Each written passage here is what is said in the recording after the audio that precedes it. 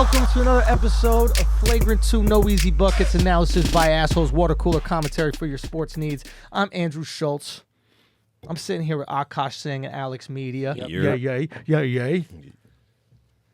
We got a new setup in the studio.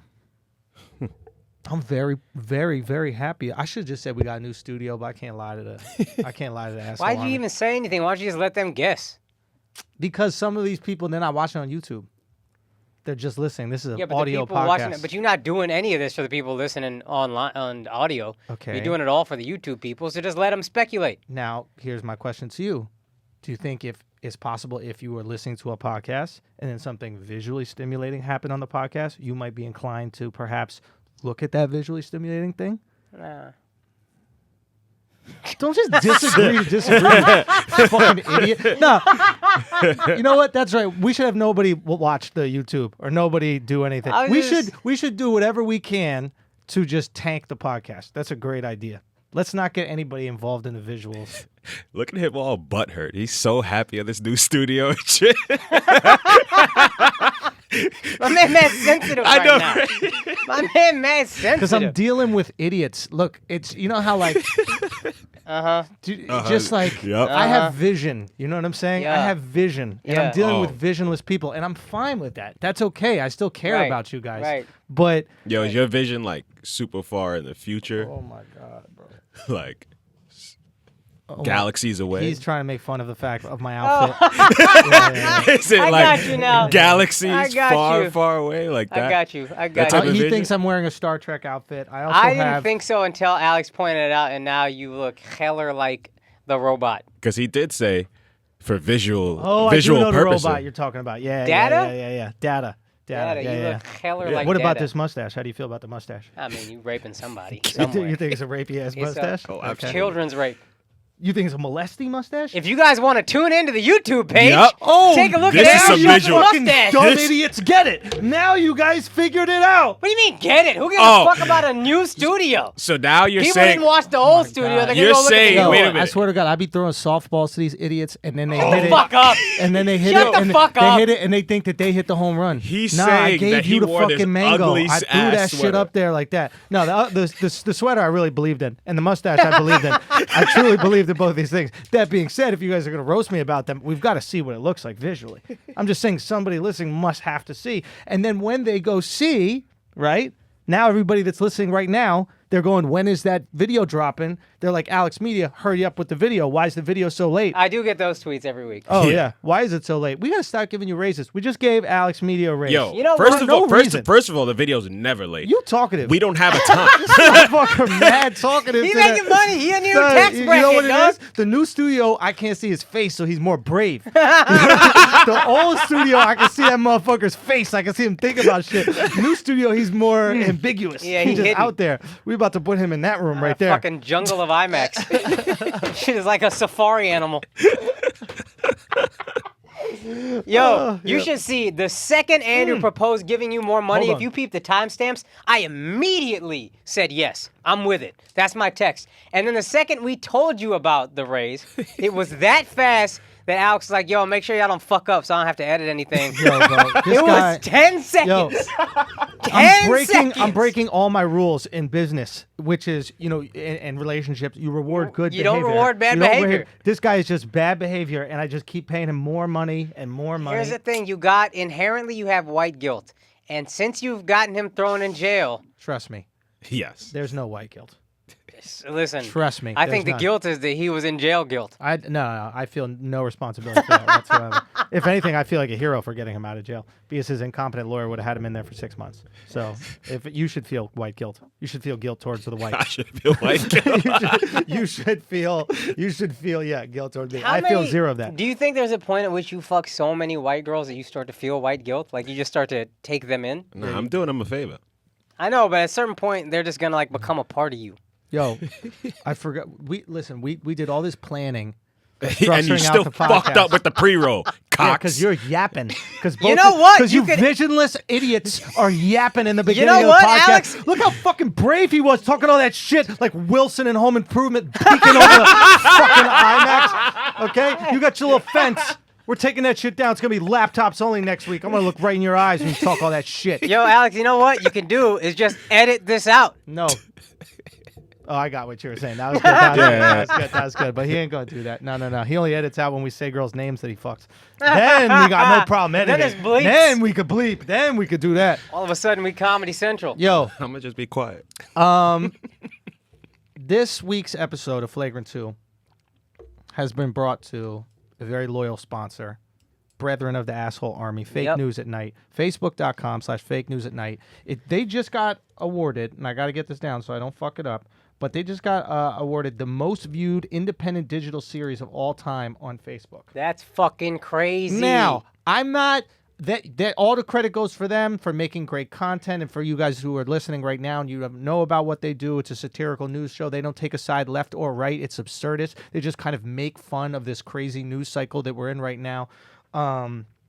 It is The Onion on crack, but acted out. You guys should absolutely check it out. Facebook.com/Fake News. And it's not bitch ass. It's not bitch ass. The Onion is mad bitch ass. Exactly. All that shit is cucked up, and this is not cucked up. No cuck news. That being said, I think maybe the Asshole Army, the support that the Asshole Army has given, credit. Maybe a little credit. You know how I feel about my credit. You deserve some credit. The Asshole Army deserves some credit. Not me. I mean the Asshole Army. Everybody went out there. They were throwing the fucking fingers up. You know what armies do? Assholes They up. invade. Oh, we definitely invaded we that invading. Facebook feed. We invading Facebook. We also invaded Kaz's Instagram. Oh man. Kaz shut his comments down because he was getting so many eggplants. And you know what I have to say? Guys, run it back. This week, I want double the amount of eggplant emojis. If we don't shut Kaz's account down, the episode's dropping on Tuesday. Yeah. If we don't shut Kaz's account down by 6 p.m. Tuesday, keep doing it. So that we can shut it down at a later time. I'm not saying we're not going to, but let's make it a goal. Asshole Army, Real Life Kaz is the Instagram. Shut his comments down by 6 p.m. Tuesday, okay? Just throw those eggplants up there. You know what's wild, too? What's Again, the strength of the assholes. That was a Patreon episode. That wasn't Oh, my Lord. an episode that everybody got. That's a great point. It was the Patreon assholes that shut his shit down. Back to Facebook.com/Fake News at Night. Make sure you go check that out. I think they have a couple more episodes left in the season. We've been talking to them about potentially partner up on some cool shit. But go check out the guys at Facebook.com/Fake News at Night. These are 2-3 minute sketches, really, in a newsroom, acting out this news and really making fun of this fucked up news cycle that we're in right now. So Somebody needed to do it. Yeah, somebody needed to do it, and go check it out right now. Leave some assholes. Make sure you keep them extra tight. Fuck it, put some eggplants up there too. Eggplants and assholes. That's a new podcast we have coming to you. Eggplants and assholes. It's all about homosexuals. It's just eggplants and assholes. But yeah, so make sure you go check that out. We got a very busy show. We have one thing that we got to congratulate. A lot of congratulations. Yup. It does feel nude without the table right here. Dude, I feel naked. I think that we're going to get used to the nudity. You'll get used to it. You know, it's one of those things like, Adam. It's like reverse Adam and Eve. You know, Right. Adam and Eve felt fine naked, and then that bitch ate that fucking apple because these girls love sweets so much. This bitch. And boom, all of a sudden they felt uncomfortable naked. So we just hit our very first, and this is big news, 100,000 listen episode. Round of applause to us. Round of applause to us. That is dope. Okay, we just That's hit a our milestone. first 100,000 listen episode. That's massive. That's massive. That's like the benchmark in podcasts. Once you reach 100K, now it's the real deal. Yeah. Now, we've been able to be a part of the conversation in podcasting. We've been able to control the conversation and really move the conversation in certain things. You know, there's a lot of times you guys will tweet us sports takes that you heard here first. Right. And the reason we've been able to do that is, one, there's some very influential people that listen to this podcast, and they have a lot of influence in the world. We'll let them remain nameless, et cetera, but they are taking those ideas and they're putting them out there in the ether. But also because the fans of this podcast are so fervent. Is that a word? Yeah, that's the word. Right? So where there are podcasts that might have hundreds of thousands of people listening, but they don't care enough to really share the shit, when we get it moving, when the asshole army assembles, Bruh. we invade him, bro. Bye-bye, Iraq. We about it. We You know devout. what I mean? Bye-bye, Afghanistan. We in here. We need to do some nation building. So some real shit has gone down. 100,000. We should be very proud of ourselves, Akaash. Hype. Like unbelievably proud, and it's gonna keep on going that episode because it's only been like a week since it. Yeah. So I'm Check just out the very episode excited. if you haven't already. Huh? It's a fun episode. Absolutely, it's the episode where Mouse and Jax came in and they had an amazing feud and A lot of sexual chemistry. a lot of sexual chemistry. We're still working on that ski vacation, and we figured if they don't take it, Akaash and I will go. Yo, it's Nice gonna be romantic beautiful. ski It's vacation. gonna be nice. beautiful. What do you think? Brokeback Mountain too. Yeah. I like it. Oh, we breaking backs for sure. Oh, I like it. there we go. I don't like not being able to see Alex. We really got to. I love it actually. I know. I you do. love this setup. No, I don't like it. I don't could like never not being really able to see him before because I was always basically You'd have to where you look are. past, but I don't like this at all. We got to get this computer out of the way. How important is this computer right here, Alex? Very. It records everything. Shut the fuck up. Fucking idiot. Anyway, Yo, he calling you a fucking idiot from behind his I camera. know. I talk mad shit back here. What's I up? want to start throwing punches. See so me, bad. Drew. I can see you. You got Just- no punching power. We all know that. You just- couldn't knock down a 5'6" Swede. Yeah. Oh shit. Oh, you're really Oh, one to talk yo, shit. Really? Son, I didn't punch. I did a. Yo, he sideswiped you with his weak arm. He ain't even use a strong arm. That was his weak arm too. That was his weak arm. Yeah, to come think of on, it. son. Get the fuck out of here. Because Get he had out of that billy club. He was beating the shit out of Yeah, you with the other arm. exactly. And I was eating them. That's right. He didn't beat you with the left. He beat you with the right. You're right. Oh man. My finger is still fucked up from that. Oh, It is. I went to the. I don't have herpes. That's another thing. Oh. Did I tell you about this? It's gone. What happened? So it's gone. I never had herpes. You never had herpes. So this is the whole thing. So I thought I had herpes because I had that cold sore thing underneath my lip. I still know you have herpes. No. And you can see it, right? If you are watching on the YouTube. But there's like a little, residue, whatever, for it. But do you see what I'm talking about? Yeah, of course I see what you're talking Yo, about. this Okay, angle it's is not that bad. horrible It's for plain it. as day, dog. Just stop it, guys. I don't like this bullying that I'm getting from either one of you, okay? There's just too much fucking bullying, okay? You're wearing a shirt with a bath mat on it. Alex, fuck you. Shut up. Teleport home. Yo, shut the fuck up, bitch. Teleport home, bro. He's too fucking He hitting brave back over there, there. though. He hitting. That's what he needs. He needs to be behind the scenes. He's Wizard of Oz. Okay. So basically, Oh my god. what happens is this. I think I got herpes, right? Right. And I told you about the story about the girl where I felt like a total cuck because Yeah. she wanted me to kiss her. I didn't kiss her. Right. And I thought the shit had healed enough, so we made out a little bit. Next day, she's like, yo, that shit underneath your lip. Now I got that on my lips. Oh fuck. So I take a picture of it, right? And I send it to my doctor because I got a cool doctor where I don't got to go in. I can Yeah. just send pictures and he diagnoses me from Yeah, pictures, right? yeah. I trust that doctor. Well, so did I. So he sends me back fucking herpes medication, Valtrex. So I go to the pharmacy and I know these people at the pharmacy.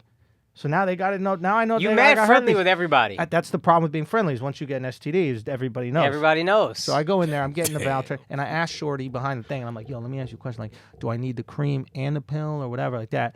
And this bitch goes, Natasha!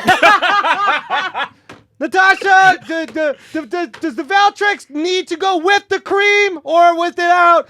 And I'm, oh my God, bitch, is this really happening? This is a scene out of a fucking Adam Sandler movie. So I'm in there. I'm like, I'm just give me the fucking pills. I take the pills. I'm start taking these giant fucking herpes pills. They're like this big, right? Right. I'm like, Jesus Christ. That's almost as big as the herpes on your mouth. Yeah, they're a little smaller. Yeah, thanks. So, yeah. Thank you so much, you fucking virgin. This guy fucked one girl, and he's talking about STDs. STD free, baby. Yeah, all right, whatever. So, you're one pussy away from gay. You've STD probably done more gay shit than you've done shit with a girl. I wish. You've probably shared a bed with more dudes than you've shared with chicks. Oh yeah. Yeah. What are we Definitely. talking Anyway, about? super gay. So, What are we talking about? okay, so You know what else is gay? STDs. anyway, so look, moving on, right?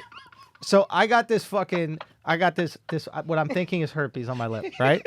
Right? You having fun over there, Alex? He tried so hard to get this story out. You having fun over there? Is everybody He having wants a the good time? world to know. Everybody Yo, having a good time? I am Okay, herpes free. I'm getting this story I out. love confident Alex.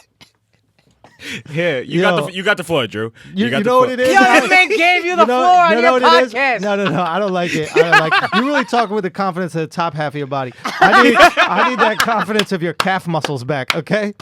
Fucking Gumby legs. Shut up. Okay, so what I need is, so I go like this. I'm like, fuck. I got the medication. I'm like, fuck, I got the herpes. So I text her, right? Because she's got this shit on her lip. And she's like, what is it? Now I'm acting, I can't say it's herpes because I got to be like, I don't know. You know what I mean? So it's like, I'm like, I don't know what we got, right? And I almost hit her. I don't know what we got. Hold on, no, wait for it. Wait for it. I almost hit her with the, what did you give me? Right? Because I had the soul patch cover and I didn't know how much she knew. And I was like, what, blah, blah, blah. But then she knew. And I was like, listen, I thought it was a pimple. You know what I mean? So that being said, I've already been taking the Valtrex. And I'm like, listen, I thought it was a pimple, but I'm going to talk to my doctor and see what this shit is, right? And figure it all out, right? I basically text her later that night. I'm like, yo, it's some cold sore shit, whatever. Everybody has it, but don't worry, it's gonna go away. Fuck it, we got herpes. You know what I mean? It is what it is. We got some herpes. You know what I mean? It's like, listen, not everybody gets to share something with someone that they're dating. You know what I mean? Like, and on some level, she got to be happy because it reminded me of that Patrice O'Neal joke, like about what we do if a girl lost her vagina. Like, you know what I mean? Like, ladies, how would you keep your man if you lost your vagina? Like, and then he goes, after the obligatory, you can't break up with your girl. I can't break up with this bitch. She just lost her pussy in a train accident. Right. So like, a part of me is like, girl, you got me for a little. Do you know what I mean? Like I can't stop seeing you now when we got herpes together. Yeah, you know what I mean? So we in this herpes thing. And no, we in this herpes thing, right? Yeah. Listen, it might be simplex 1, but with me and you, it's simplex 2. It's simplex the two of us in this bitch, right? So my knee has been fucked up. My fingers from saving Alex has been fucked up, and then I have another injury, right? Herpes. No, on top of the herpes, right? My body's falling apart, but I make sure I get a bunch of injuries before I go to the doctor. So it's like laundry. I don't be in there with just one thing. I let the laundry stack. Oh, I got no more undies? All right, it's time to go see a doc. So I go see a different doc. Okay. Right? I go see my man. Never met him in my life, you know. We go in there he's checking all these different parts of my body, my knee being fucked up, scar tissue everywhere, my finger, obviously very fucked. He even asked me, he was like, yo, did you block a billy club? I was like, how'd you know? And he's like, yo, did you save your friend from racism? And I was like, I did save him from racism. How'd you know? I was dedicating my whole body to saving my friend from racism. So he was like, look, Martin Luther Schultz, I'm sorry, Mr. Schultz. I need you to, you know, make sure you look out for yourself. Put your oxygen mask on first. I was like, that's a good point. Next trip, definitely. So watch, and I'm gonna get all the oxygen next time, Al. Okay, you're gonna be a little. You know how they say, don't put the oxygen on the baby. The baby gonna be. That's gonna be. And I'm gonna be over here like, oh, hold on, baby. Let me get some deep breaths. So I go to the I go to the doctor. I go, yo, doctor, and you know what else is fucked up? I got this stupid fucking herpes on my lip.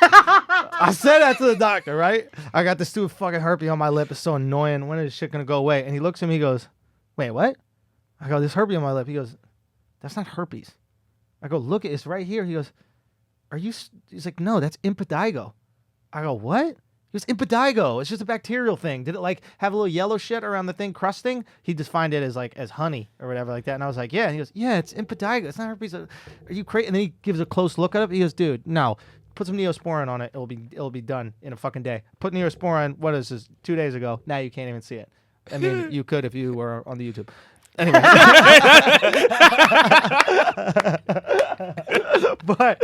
but so now I don't have herpes, right? So I don't have herpes, but this girl I'm talking to still got herpes, right? So now I gotta break the news. You can't talk to this bitch. I can't talk to her no more. Bitch. She got herpes. Fuck, are you crazy, bitch? You finna give me that, you selfish bitch? No. How you gonna give me herpes, bitch? No. Fuck, bitch, you want me to still talk to you, bitch? I got impetigo. I'm impetigo. Simplex none. Ain't no simplex. Yo. Shit. Bitch. Anyway, so I call this herpes having bitch up, right? This bitch. I'm calling her. Fucking yuck. I'm talking to her mad far from the phone. I don't even want the herpes. I don't want her herpes to even go through the phone and hit me on my shit. And I go, listen, I got some news for you, yo. And she's like, what's up? And I was like, I hate to break it to you, but we don't got herpes. I don't got herpes. Well, I definitely don't.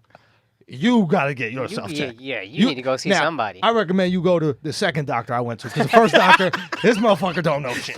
Okay, this guy had me taking horse-sized herpes medication for 3 days before I finally realized I don't.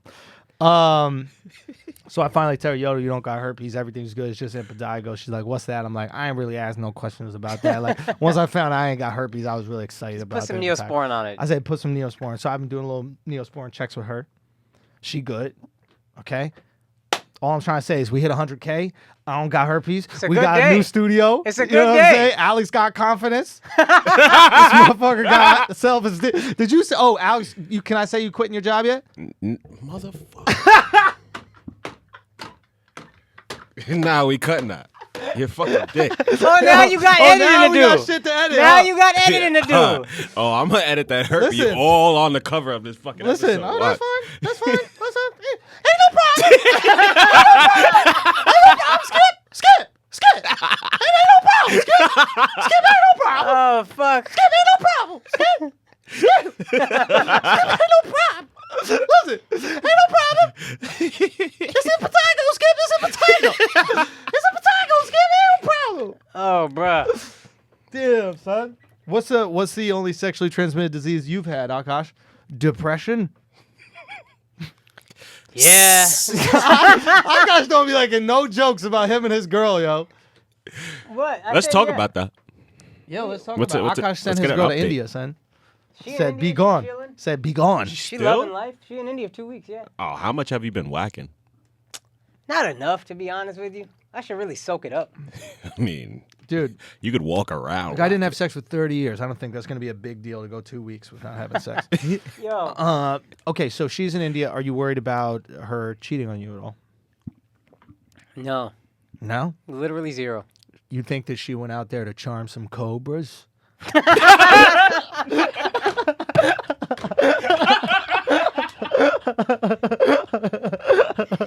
Oh, man. What? I'm just saying. It's funny. I'm just saying, bro. Gotta make sure she ain't got no venom in her when she come back. You know what I mean? Oh, man. I have entirely too much. I'm like arrogant about her not cheating. I'm like, what? Really? Yeah. You're not worried in the least. No. Not at all. Because you've made sex feel so useless to her. What's the point? You gonna cheat for disappointment? Yo, sex for her is like having an appendix. Like, I could do without this shit. I'd be fine. I don't need all my liver.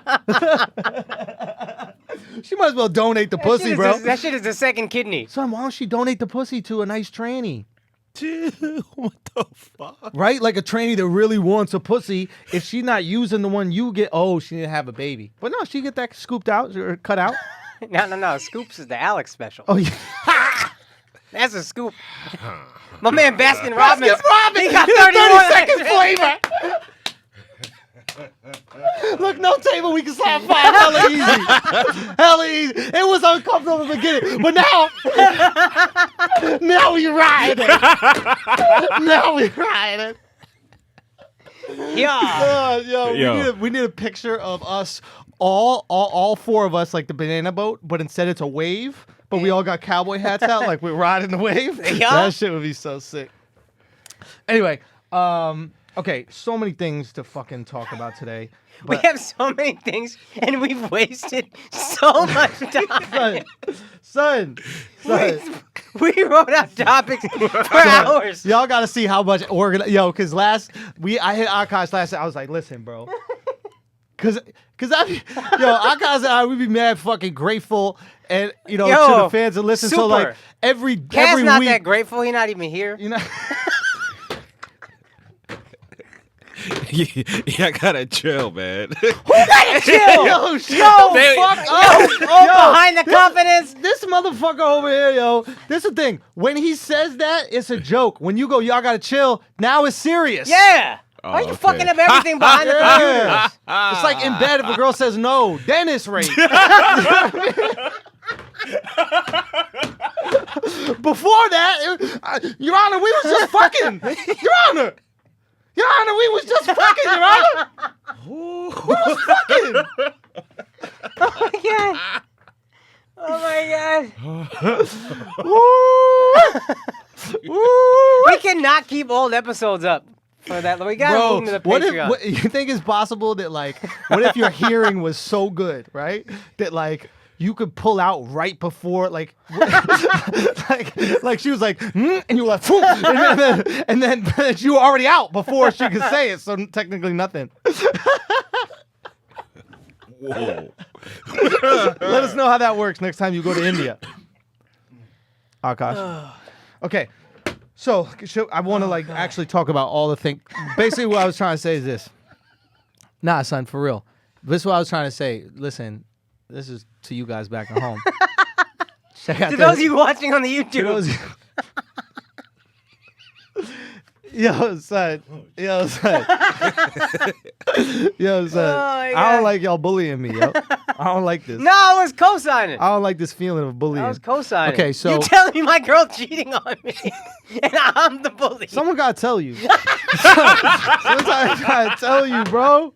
Come on, bro. Oh my god. Let me tell you my something, bro. That tandoori oven full. That shit full, bro. That shit full. You know what I mean? Kunal got a joke, one of the ABDCs, where he's like, listen, if my girl is Ain't cheating nobody on care, bro. Ain't nobody care, bro. Ain't nobody care about that. All right, yo. Sorry, Kunal. Sorry, Kunal. Sorry, yo, but ain't nobody care about that right now, son. my We God. out here. We out here in this motherfucking world, son. That's the funniest shit. There's nobody so much cares, mid story. son. You just tell them shut the fuck Hey, up. ain't nobody care. That's the knocking Oh my the can of beer out of your hand of stories.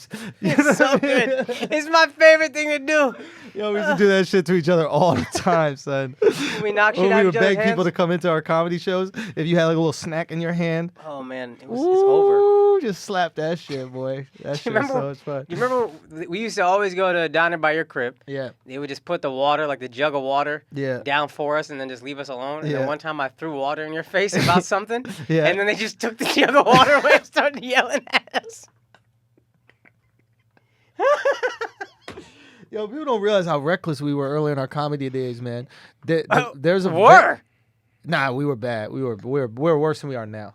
Okay. Fair Like enough. in public spaces. In Yeah, public yeah, spaces, yeah. I got more decency. Not much, but yeah, a little bit. You don't think I don't? No. You don't think? Nah, What you mean? You don't think so? I told the girl we had herpes together, bro. Son, I told her that's a 1 week getaway. Oh, bro. That's a 1 week getaway from everyone else because you gonna give them some herpes.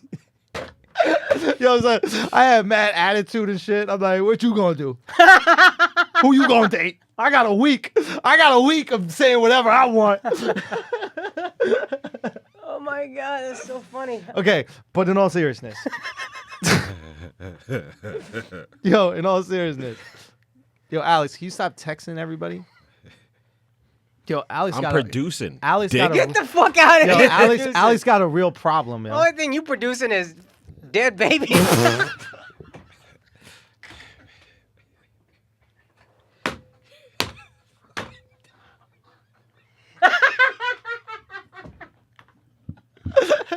We wildin'. Google bye-bye. Google bye-bye. Yes. Google bye-bye. Yo. Alex sweating from the neck up. Oh my god. Oh my god. Oh, shit. All right, so, but in all seriousness, yo. In all seriousness, yo, in all seriousness, yo, real talk. Facebook.com/fake news at night. I think we still on that. I think we still on that ad, yo, to be man. honest with you. Oh my God. 100,000. You know what I mean? Oh my god.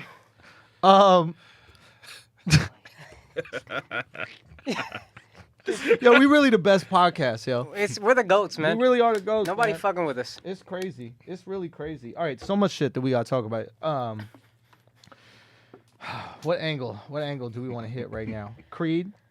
I saw that. I was in Both saw Detroit. Creed. Okay.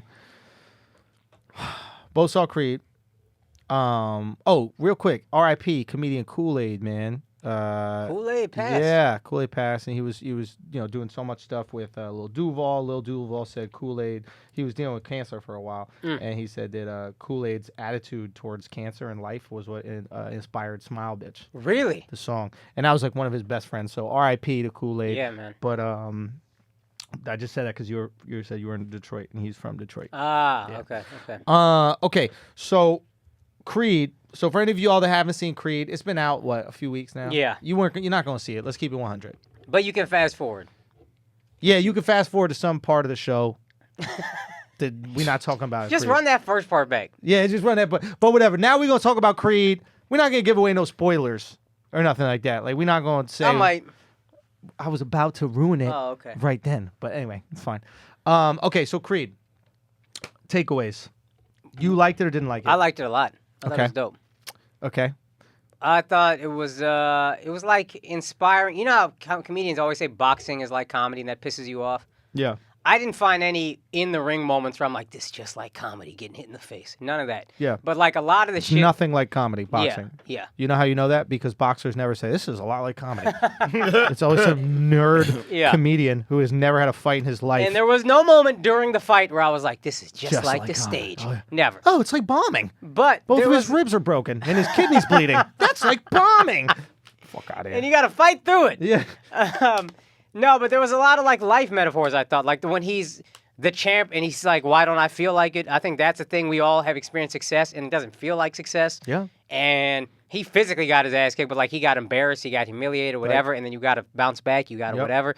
I was like, I got emotional at parts of it like that I really, probably because I was broke, but like I really related to some of this shit. Like you just got to keep fighting, you got to keep going. And Yeah, I think there are a lot of good metaphors for life. Here's my thing about Creed. I want to know why when the girl didn't have her hearing aid in, that she didn't have the retard accent that deaf people have sometimes. Do you know what I'm is talking that an about? actual question? I can answer I'm being that. dead serious. Okay. Because the reason... Yeah, the because reason, you know how sometimes when deaf people, like, they think they're saying shit regular, but it's like, hello, like it sounds like that. But they don't know better. So they never heard English. Nah! So part of the way people who heard it, it turns into that. Maybe they forget over time. But she can still hear. Next thing I started thinking about, like, when I got noise-canceling headphones, do I sound like that talking to people? Like, that would be a dope commercial for Beats by Dre. Oh, my God. Do you know what I mean? Like, you just... LeBron at a press conference. He's at a press conference, like, I think I had a great game. Well, I guess he didn't. Played hard. But look... No. Alex, shut the fuck up. Yo, I know. It's fucking social justice Alex over here, bro. You no longer work for the courts, bro. Yeah, it's pussy. over. Just because you pro-abortion doesn't make you a social justice warrior. Just because you mad pro-abortion. Can we not start another fake narrative, please? Okay. So, Trump. so that was confusing for me. First of all, I love the movie. It was confusing for me. I at least didn't understand how that worked with the voice. Maybe if there's any, obviously there's no deaf listeners, but maybe there's some deaf people watching the YouTube. See how we do? I know, but there's maybe someone could explain how that happens. One, two. I think Michael B. Jordan is a mediocre at best actor. He is not a good actor. No, there's a few moments where I was like, I think he's good at big emotions, like real dramatic scenes. I found him good, but then actually like kind of the regular scenes, I was like, yo, you're not. I'm out. Was there a point in the whole thing where you didn't think he was acting? No. The whole time, I'm like, this is him trying to convey these emotions. But I don't ever like know that I don't ever take note if I notice or forget. I just remember like the moment where him and Rocky are making up, and he like laughs about something that Rocky said, like, oh, he said your style's not good to fight Drago, and then Michael B. Jordan's like, yours was, and Rocky goes, I won, didn't I? Yeah. And then Michael B. Jordan laughs. His laughs, I was always just like, that's the fakest. Yeah. I'm just very like out of like whatever this moment is supposed to be. But yeah, I'm not impressed by him. But what was funny is I saw the movie with my homie Donish, Muslim dude from Jersey through and through. And I kept talking about how good looking Michael B. Jordan was. Yeah. And that motherfucker would just not respond. Toward the end, he finally started laughing. But I always be like, yo, look at this body, fam. Son. And it would just be silence. Son, there's a gay comic, right, named Mayron that performs at the Cellar a lot. Okay. Right? And he's a nice fucking guy. And he brings a what are those things that like fan you that Asians use? What is that called? I don't know. Chinese You know the shit that fans? opens up Yeah. and then it's a fan. Yeah. Alex, what's that called? A fan? You back to regular pay. Son. You back to regular pay. This motherfucker getting too cocky. So whatever that shit is, the shit that you open up like that and then you fan on Right. yourself. He brings that on stage. He's like very flamboyant about the gay shit, right? And my favorite thing to do is watch him do his set. He's talking about sucking guys' dicks and fucking dudes and all this kind of shit like that. While he's doing his set, watch the big ass Jamaican bouncers watch him. Right? So I don't watch him. Right. I watch this big ass Jamaican bouncer, right? Right. And I don't know if you know about Jamaica and how they feel about homosexuality, right? But it is quite Kevin Hart. Nah, shouts to Kev. We're going to talk about that in a minute. But so this dude will up and be like, yeah, sometimes you just got to suck the dick and you got to just swallow it. And so the Jamaican bouncer will just go like this. He'll just be like, I got to get out of here, bro. Like, he's concerned that if he listens to it, the guy's going to get in him through his that's ears so and turn funny. him. So he'll just walk out the room for a little bit, bro. Anyway, so yes, I understand. Back to Creed. What did you think of the boxing scenes? You're like a boxer. I thought the boxing scenes were great. I thought Michael B. Jordan, his best acting was when he was in there. The choreography was really good. Drago is a boxer. Oh, he is? Yeah. He looks way too muscular to be That's a what I was boxer. thinking, but Yeah. apparently he is a boxer. Interesting. I saw him on Inside the NBA. And Michael B. Jordan came He on speaks there. English or Yeah, he he's does. Russian? He speaks English. I don't know if it's his first language, but Okay. he didn't talk much, but he did. He definitely spoke English. Yeah, I thought it was really good. I thought it was really good. I thought the ending was great. I thought the middle sucked. The beginning was fun. Middle sucked. Ending was great. Okay. I thought the ending was just fucking phenomenal. How they put a bow on the whole thing. Yeah. Right. To everybody who's watching right now. Now we're about to say what happens at the end, but a couple things. First of all, that coach Duke, Avon Barksdale. Oh yeah. He needed to never coach boxing again because he almost killed two people. Like, Yeah, my man's terrible. son, you got his pops killed, then you almost got. No, his His pops father got his pops. got Apollo killed. So that family just needs to give it up. Oh, word! That was Yeah. his dad. So that's how You they were got a doing the legacy of storyline. trash trainers, Yo, baby. I'm Like telling he you. was horrible. Yeah. And How'd you Rocky's think that was his coach? say what? How'd you think that was his coach? You would have had to be like Black 80. don't crack, baby. Oh, okay. You know what I mean? I'm That giving is y'all true. your best That is case scenario here. Okay. So he goes, all right, fine. So he didn't coach him, but he coached the kid. He sucks. He almost gets him killed. What was hilarious is in the first fight, Michael B. Jordan's character, Creed, is fighting against Drago, right? Yeah. Drago's just beating the shit out of him. Just beating his ass. Beating his fucking ass, right? Rocky goes, I saw the first fight. You got to fight different. Now, most people would think stick and move because when you're in front of this guy, he beats your ass. Right. And Rocky goes, you got to stay in there. No, that's not how you would tell anybody Right. to fight someone who just beat the shit out of you when Right. you were staying in there. Right. So it's not like you can make your jaw better. Right. Going to Mexico and training with some guys with face tattoos doesn't make your jaw better. You Right. still get knocked down. Your Right. ribs are still made out of the Okay. same bone, whatever. Maybe it's corny to like analyze in movies, the realisticness or the reality of the movie. But yeah, besides that, I just thought the ending was so fucking great. How he ends up getting Drago in the corner and Yeah. Drago's put in the situation where if he stays in the corner and keeps getting punched by Michael B. Jordan, that he might end up dying, Right. much like Creed died. Right. And there's this fractured relationship between Drago Jr. and Drago Sr. Right. And Drago Sr. throws in the towel. Yeah. And it was a cool way of not just like villainizing the Russian character like we've done in 100%. every movie, and instead 100%. going like, oh, he actually really cares about his humanized son. him. He fucking humanized him. He cared about his son, and it's like the son finally got to feel like, hey, this father isn't using me to get his status back. Yeah. He actually, Right. and I teared up, son. Yeah, me too. I fucking teared up. Me too. I did, bro. How about you, Alex? How did you feel about it? I was surprised you liked the fight scenes because I felt that during the match it was all power punches. Yeah. Like there wasn't much jabbing. It was just That's like true. power punch, power punch, power Yeah, punch. That was so unrealistic. Yeah, there was an aspect of that is unrealistic with boxing, that's for sure. But I acknowledge that to the casual fan, haymakers are way more entertaining. Okay. But what That I makes say, sense. at least when they threw the haymaker, it looked like a boxer would throw it. Right. Whereas sometimes in boxing movies, when people throw punches, it looks like Kaz on his Instagram. Like Shit. we gonna teach Kaz how to box on the Instagram, bro. Yo, Cat, Come on, son. Kaz looked like he's playing in the air tonight. When You know, doom, doom, doom, doom, doom, doom, doom, doom, doom, doom. I can feel it on through the air. Wait, so listen, as soon as Kaz disabled his comments, I was tired of putting eggplants on it, so I just didn't look at anything else he posted. Oh, yeah? What's this boxing video? Well, he works out. They're doing this thing. What is the thing, Alex? Just like working It out. doesn't matter what you do. I'm just joking. Oh man. No, what is it called? It's like, 31 days fit, something like that. So it's like you just work out every day of December. and you tag it with hashtag Did You Eat Yet? Yeah. Oh, okay. And he's doing, I guess, personal training. He has this kind of like boxing coach, Right. but he's not teaching him how to throw punches. Yeah, I mean, they're not going to do that. I think I remember the first couple Rockies was just like, one of the Rockies I saw, the old ones was like all hooks, just bang, bang. It's wild.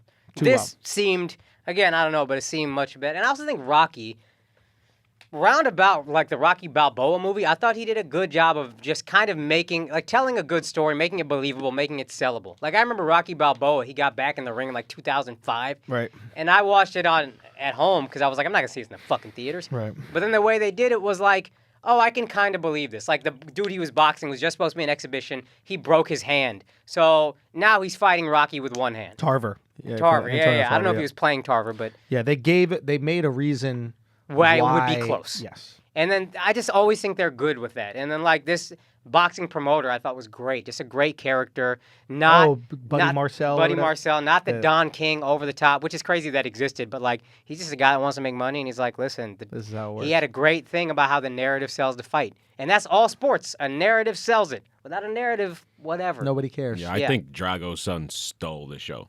Really?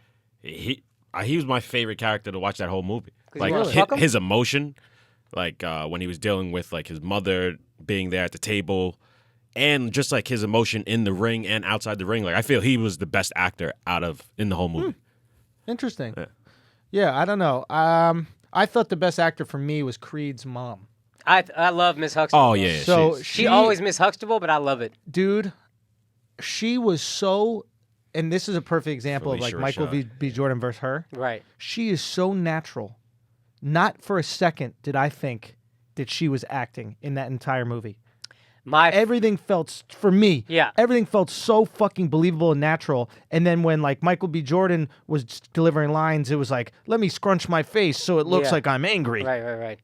Like she is to me When he unbelievable. at the end of the fight, when you see her kind of like smiling and like emotional and tearing up, that was dope. That was the most believable big moment, I thought. Yeah. I thought Rocky was good though. Yeah. When he goes to see his grandson and his son. You know what I missed a little bit? There was shades of it in this Rocky, but I liked how aware of being dumb Rocky was in his old stuff. He's always, except He was this like one. dumb smart. Yeah. And this, I thought he was almost too smart. Right. You know, he was I like can almost see too that. wise or Right. something like that. There were little points where he'd be telling a long story and it's like, But I could also he knew he see- was telling. It's like right. that was the joke. The joke Right. was this is what Rocky does. He gets in these long Right. stories. I could also see it's just wisdom to me Yeah. at this point. It's not, he old as fuck. And they basically just said goodbye to him at the end, right? Like, was that his way of walking out of the franchise? I don't know. It's your time now? I don't know. That is a good. No, he has to be there. Gotta be. You can't kill him off like Mitt. Yeah. No, I think Rocky will actually die in one. That's gonna be too fucking sad. Yeah, I think Creed needs one more before we just watch a movie for Creed. Yeah, maybe. I think Rocky needs to be in one more Creed. Creed kind of a bitch, right? My motherfucker's mad emotional. He always getting mad at Rocky and everybody else. He didn't believe in me. Shut up. Yeah, but he got that like no dad syndrome shit. Yeah. Ugh. You know? So there's more like sensitivity in it, I guess. I don't know. Let's talk about Kevin Hart. Yeah. All right, so Kevin Hart was comedy's hero for about 20 minutes. And I love Kevin Hart. And I was so fucking happy when I thought he wasn't going to apologize. And then to see him walk away from hosting the Oscars was great. Yeah, But then to what happened, apologize- just for people who Okay. don't know. Help me fill in the blanks. Kevin Hart's agreed to host the Oscars. Whoever the fuck these monsters are, go dig up tweets from 10 years ago Yeah. that said some homophobic stuff. I don't even know what they said. Yeah. What did he let the... What did they? Did he let a maggot fly? His He let a maggot fly, but it was more a joke that he did on a special Seriously Funny about how he doesn't want his kid to be gay. Okay. And like if he sees his kid about to do some gay shit, he puts a stop on it real quick. Mm-hmm. Well, it's a great special, and I'm sure the joke is hilarious. So, anyway, I guess people were upset about this, and he went on his Instagram, posted a video saying, listen, you guys want me to apologize? I'm not gonna. That was 10 years ago. I'm in a different place in my life. Yeah. I've spoken to this many times. I have evolved. I'm not going to apologize for something I've already spoken to 100 times. That's just whatever. He basically says you're not going to allow, I've changed. You should allow that I've changed, right? Sure, yeah, that's what he said. Yeah. Then later on, he tweets he's stepping away from the Oscars. He apologizes to the committee, and then he apologizes to the LGBTQPIKAQ question mark plus sign community, and says, I'm sorry for anyone I've hurt, blah, blah, blah. Yep. And then everybody got their bowl of blood, and I guess we're good. Yeah. So here's my take, and I basically said it on Instagram. So if you guys have heard me say it on Instagram, it's pretty much the same thing. But if you want people to change, you have to allow them to. Right. So my biggest issue is that the same groups that are asking people to progress and asking people to change are the ones that are going back 10 years to find your tweets where you said something homophobic. Right. Right? Now, to me, if you have to go back 10 years to find something, that means that there was nothing 9 years, there was nothing 8 years, there's nothing 7 years, Good point. the number 6 years, Right. nothing 5 years. So maybe that person actually changed like you wanted. But if you still go for blood, even though he made the exact change that you wanted, Why would he change? Why would anyone change? not only why would you change, maybe you didn't want change. Interesting. Maybe you want revenge. Okay. Maybe you want payback. Right. And there was an interesting thing that I don't think a lot of people picked up on. But I picked up on this shit very, very immediately when he said it. He goes, the Academy called me. They said, you have to apologize for these tweets and this past jokes, and then you'll be able to continue hosting the Oscars. What a lot of this is, this like going back into your tweets, it's a power move. It's groups of people who have never had power historically. Right. Now, they've got this fast car. And if you got a fast car, you want to see how fast that shit goes, right? Yeah, you want to push it. You've been bullied as a gay dude, right? Right. And all of a sudden, you got the ability to hold someone else's livelihood in your hands Right. just by going back and looking at tweets. Right. So the Academy, I imagine a lot of, homosexual people that are in it, Yeah. they call him up. They don't say you can't do it. Right. Right? They don't say you can't do it because of this. They say, dance, boy. Right. Hey, dance. Right.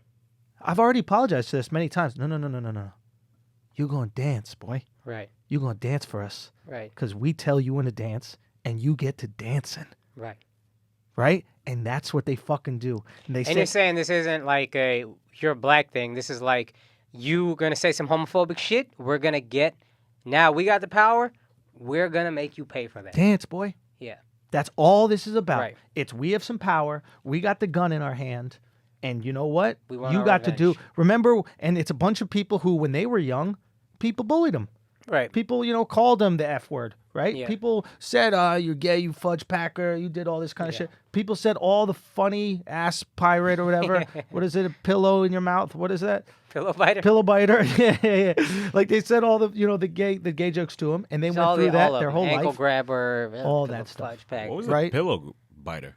Pillow I biter, like you don't bite get the it. pillow because the dick feels so good. Oh. Really? I don't It get feels it. so delightful.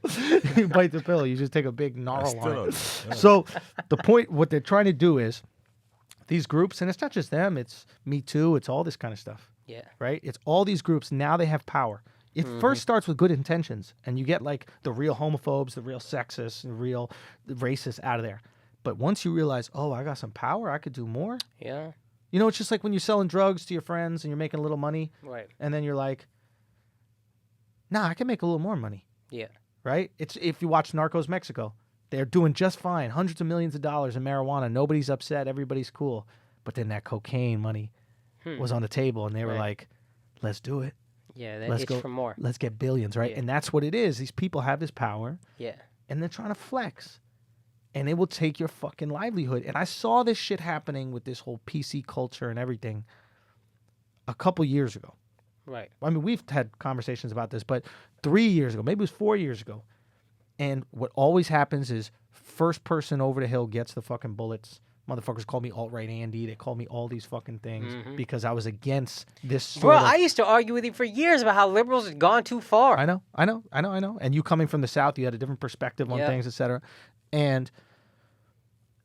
But what I did is I saw these things not in a vacuum. I saw these things as what is the greater issue, Right. right? What is the greater? If you take this little, if we virtue signal here or knock these people out of their jobs, knock these people out of their positions, right? Because of this, what could end up happening next? Right. And I saw that a while ago. And what's interesting about the Kevin Hart situation is I think it showed a lot of people who had turned a blind eye because usually this type of activism helped them, Right. right? Like there was definitely a lot of, I'm sure, black people who this type of activism usually was in their favor, right? It was, why are there no black people in this movie? Why are there no black people in these jobs? Why are there no black directors or writers? Like we need to get more, and you need that. That's important. Yep. We're all fighting for that too.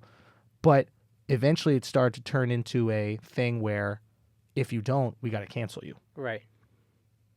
And now to see it cannibalize Kevin, I think it opened a lot of people's eyes and they were like, oh shit, yeah, this uber liberal thing went too far, yo. The most decidedly non-controversial dude in this business. He has made it a point to stay away from everything. And a lot of people didn't like that, for the record. Yeah. A lot of left activists wondering why he wasn't using his platform. I remember he just had something about Donald Trump that was just like, please don't ever teach your children to hate anybody. It's disgusting. That was it. That was the most political I ever saw Kevin on Twitter. He's purposely not political. Yeah. And I'm sure when he said that gay joke, and even says in the beginning, I'm not trying to justify any jokes. We don't do that over here. You're a comedian, joke about whatever the fuck you want as long as it's funny. 100% agree. That's all that matters. But you know, there's also the conversation of keeping the same energy. Would we be able to forgive somebody who had a racist joke 10 years ago? Yeah. Maybe. Yeah. Maybe we would, but I don't know. Maybe people wouldn't. It really comes out. Maybe people would, maybe people wouldn't, right? Like Roseanne Barr got her show taken away for a joke. I don't think she should have. But that's what I'm trying to say about this situation is it does puts a mirror up, right? Because the same people that are upset that Kevin isn't hosting the Oscars wanted Roseanne's show taken away. I see what you're saying. It's Right? only a matter of time before it comes for you. This thing... And that's what you and I have been fighting against all along. It's not what's necessarily happening right now. It's where this goes. This type of thinking, Yeah. if it doesn't get nipped at the bud, just grows into a place where nobody can say anything. There has to be a psychological rush you get from outrage. There has Yes. to be, from shaming someone, there has to be something that happens in your own psychology that makes you feel better. Yeah. Because this outrage machine, the reason it keeps going, I think, is because you keep needing to feed it. It's like a fucking... The reason it keeps going is because we reward it. Sure. Like, we call these people heroes. Like we were saying before, the chick who heckled Louis C.K. has an article written in the New Yorker or the Times or something about how she's a hero. Good segue. But I'm not even trying to leave the Kevin shit, but like, this bitch is not a hero. She's a girl that potentially ruined the majority of the people's night that was in that place. It is the most entitled thing in the world to heckle. It's not even heroic. It's so fucking cowardly. You're in the dark. Right. One voice out of 150 people, Alex. and you speak up. Alex. And you think that shit is... Nobody knows your name. Yeah. Nobody knows anything about you. If you want to do a fucking open Yeah. mic and then work your way up to a hot show in front of 150 people and do it, Yeah. good on you. Ted Alexandro did a set at the Cellar shitting on Louis. Good on Ted Alexandro. If any female comic does the same thing, good on that woman. But I wouldn't say good on, but I would say you have the you right have to do earned it. that Yeah. right. I cannot knock Yeah, that. yeah. Good for you. You used your time. I would have used it differently. Whatever. That's how Right, you want to right, use right, it. right, right. That's your right. You Yeah. earned that. Yeah. This bitch didn't earn shit. You are a bitch in the audience. Yep. Shut up. She's in it. It's just for me. I've always found it wildly entitled. Like, in people who've come to see my shows, you see how I interact with these types of people. What they're basically saying is that their discomfort means more than everyone else's night. Right. Right. I feel uncomfortable at what you're talking about. You must change that despite all these other people having joy. So it's basically like, I'm not feeling joy. None of these people around me's joy is as important as my discomfort. So things need to change. It is the most spoiled brat fucking thing to do. That being said, her heckle was funny. What did she say? Take your dick out. That's pretty That's great. That's fucking great. Son, funny. you're not a good. hero, bitch, but that was a good one. I'm not gonna lie. It's like, now's your opportunity. What You've do you been say dying if to you- do it. What do you say if you're Louis? I take my dick out. Yeah, 100%. Hell yeah. Yeah. You go, you know I've been what? waiting for this. Yeah, you know what? I would go, you know what? Much like every other time, I've been given permission to do this. For the record, I don't even like Louis, but fuck y'all. Just one quick point, because I didn't even. That was a good take on the Kevin Hart thing. Yeah. I didn't even think of that or see it that way at all. What? Like the liberals flexing their power too much, getting a little power hungry to Yeah. make. I really just saw it as like the producers of the show didn't want to hurt ratings because they didn't want like the LGBT community to be like, upset. oh, hey, So- we're not watching this because you guys are having him host. Here's So I what thought- I'll say about yeah. that. The Academy Awards cannot stand on a moral high ground about anything. Literally last year, they nominated Mel Gibson for an Oscar. And they gave one to Kobe in the Me Too Oscars. Gave one to Kobe in the Me Too Oscars. Nominated Mel Gibson, who has said every racial epithet, every anti-Semitic epithet, every homophobic epithet in the book on tape. In 2003, if you want to talk about change behavior and things you regret from the past and us being able to forgive, in 2003, they gave an Oscar to a pedophile, Roman Polanski. This a guy- known pedophile. This guy- fucked a 13-year-old girl or 14 or some shit like First of that. all, the Oscars suck. I don't ever want to watch. I never these like award this shows shit. are so They're stupid. Stupid as fuck. You want to get listen? You want to give me an Oscar? I'm gonna take it. But if I expect 80 million people at home to watch, Yeah. get a life, you fucking loser. Son, it's a circle jerk. It's the dumbest thing in the world. It's a bunch of And that's- successful people in a room congratulating each other about how successful they are. It's the most annoying That's thing to why watch they in the take world. that moral high ground, though, because they just stand around and jerk each other off, and they all wear black in support of Me Too, Yeah. and then they go give an Oscar to Kobe because they're too fucking stupid to know the difference. Right. It's the phoniest shit ever. It's all nauseating. They all love Woody Allen. This motherfucker, I don't give a fuck if she's adopted. Yeah. You adopted this girl, and then you fucked her. Yeah. Nate McIntosh said you can't adopt someone and then fuck it. I don't care. There's no way that's okay. What about a dog? No.